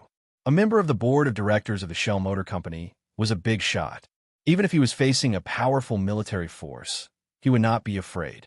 Therefore, the way this major handled the situation was very appropriate. Bai Yulan had been keeping her head down the entire time. When she heard this, she casually pulled out a small knife. Mr. Director groaned in pain. He felt a burst of coldness at the base of his leg. He thought that his artery had been cut. He was scared out of his wits. His legs went soft, and he wanted to fall to the ground. But he was supported by two soldiers, one on the left and one on the right. Major Lan Xiaolong squatted down and checked his injury. He comforted him and said, "Don't worry, it is only a flesh wound." When the knife was pulled out, it did not even shake. Under the supervision of the Federal Army, the Whitewater soldiers wearing black rain protection combat suits scattered in all directions. There was not much worry on their faces. After all, in terms of bone structure, they were all members of the same system. Tonight's conflict was just a competition between the big shots of the Federation. After they were arrested and sent to the police station, they would not be too miserable. With the help of the soldiers, the pale-faced Mr. Director boarded the helicopter and left in a sorry state. All that was left was the rain, the dim lights, and the deep trench that was blasted by the machine gun. Because of the brazen intervention of the Federal Army, the operation specifically targeting Sulu collapsed. Whether it was the 7 major families or the Federal Academy of Science, in the face of the participation of the military, they had to choose to retreat. Presumably, at the beginning, those big shots would not have thought that the Federal Army, which had many internal factions, would actually unite for a person like Sulu. They would not hesitate to shed all pretense of cordiality with them. In the end, it was these big shots from the secular world who did not understand the iron will of the Federal Army and the strong desire to win the war for the Empire. The only pity was that the assassin that was subdued by Zhou Yu still chewed up the poison pill buried deep in the mucous membranes of his mouth, even though he had lost an arm. This kind of extreme method of burying poison, even Zhou Yu, who had received professional training, was not able to discover it in the first moment. No assassin is willing to die. He must have a backup plan. Under the pursuit of charter, his only backup plan is to leave the Federation and go as far as Bermuda. Zhou Yu took off his wet clothes and said to Sulu, "In order to escape the pursuit of the Federation as quickly as possible, this assassin's backup plan could only be at the spaceport in Harbor City." Sulu immediately understood Zhou Yu's meaning. He turned his head and whispered a few words to Major Lan Xiaolong. The other party called him Chief. He did not know if the other party was joking or not, but he did not really think that he could order the other party to do things. Lan Xiaolong nodded with a serious expression and reported this information to the relevant departments in the garrison. After the phone call, his eyes fell on Magnolia Bai, who was beside Sulu. That delicate man made him feel a little complicated. After taking a hot shower, Sulu put all his busy and nervous feelings behind him. In the underground office of the engineering department, he dialed Secretary Jiao's number. After waiting for a while, a calm and tired voice came from the other end of the phone. Unit 8384 has not been on the front line for many years, but their combat strength is not bad. From now on, until the MX is successfully developed, they will be responsible for your safety. Sula held the phone and nodded. Facing the eyes of the aristocratic families and the politicians, as well as the power and dark methods, he was indeed a little tired. Being able to obtain the protection of the Federal Army was naturally the best way. He did not have to worry about his own safety anymore. However, he heard something else from the voice of this big boss of the Department of Defense. Deputy Minister Zhou seemed to be under a great deal of pressure. "I will raise this matter to the higher-ups during the joint conference," Deputy Minister Zhou said over the phone. Sula nodded. He knew in his heart that the higher-ups of the Joint Conference of Staff were naturally President Sig. Mr. President asked the office staff to knock on the Joint Conference of Staff. Naturally, the Joint Conference of Staff would not dare to do anything. Immediately after, he somewhat understood where Deputy Minister Zoe's pressure came from. Mobilizing the garrison forces was definitely not something that the Deputy Minister of Defense could decide alone. However, the obvious bias shown in this matter could make people think that he was too close to the Thai family. This was definitely not in line with the political ethics of a cabinet member of the Federation government. Last time, I said that the Federation only needs the MX to be developed. The other end of the phone was silent for a moment. Zhou Yingxing said in a cold and serious tone, "But now I hope that the first to succeed is the engineering department, or rather you."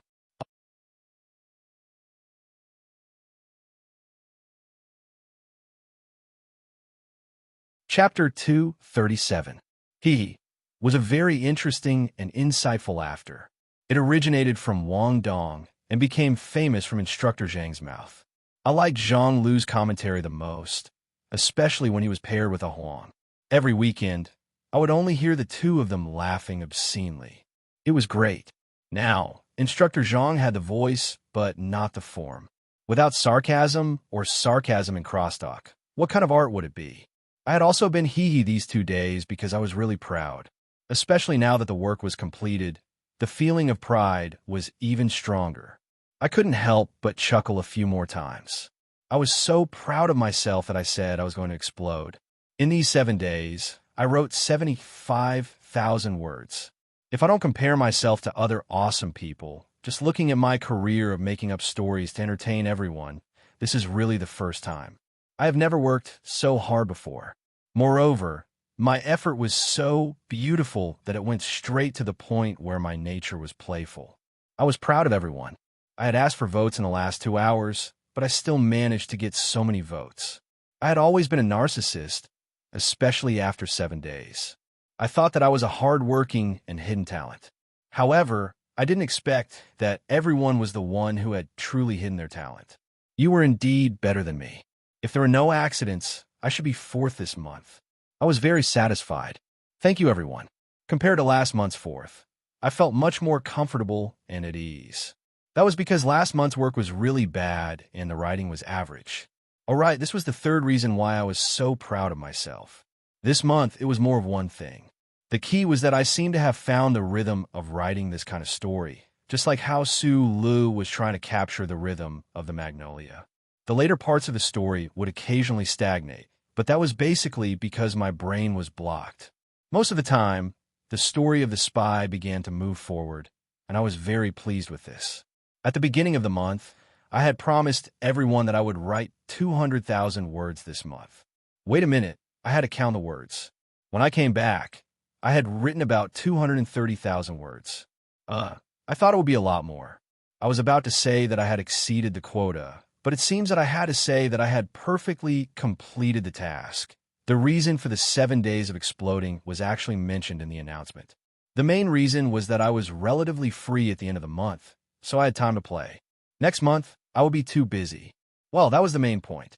Next month, I would be really busy. There were too many things for a family man to do. Moreover, I was in a foreign land. Everyone knew that only my leader and I had to work hard. There were many things that we had to do by ourselves. We couldn't ask for help, so I was busy and busy. I would like to formally inform everyone that my goal for September is to get 150,000 words. Promise to keep updating, but I really didn't have time. You're tuning into the Warrior Lore YouTube channel. Don't forget to subscribe and join us on this journey to catch the most captivating stories.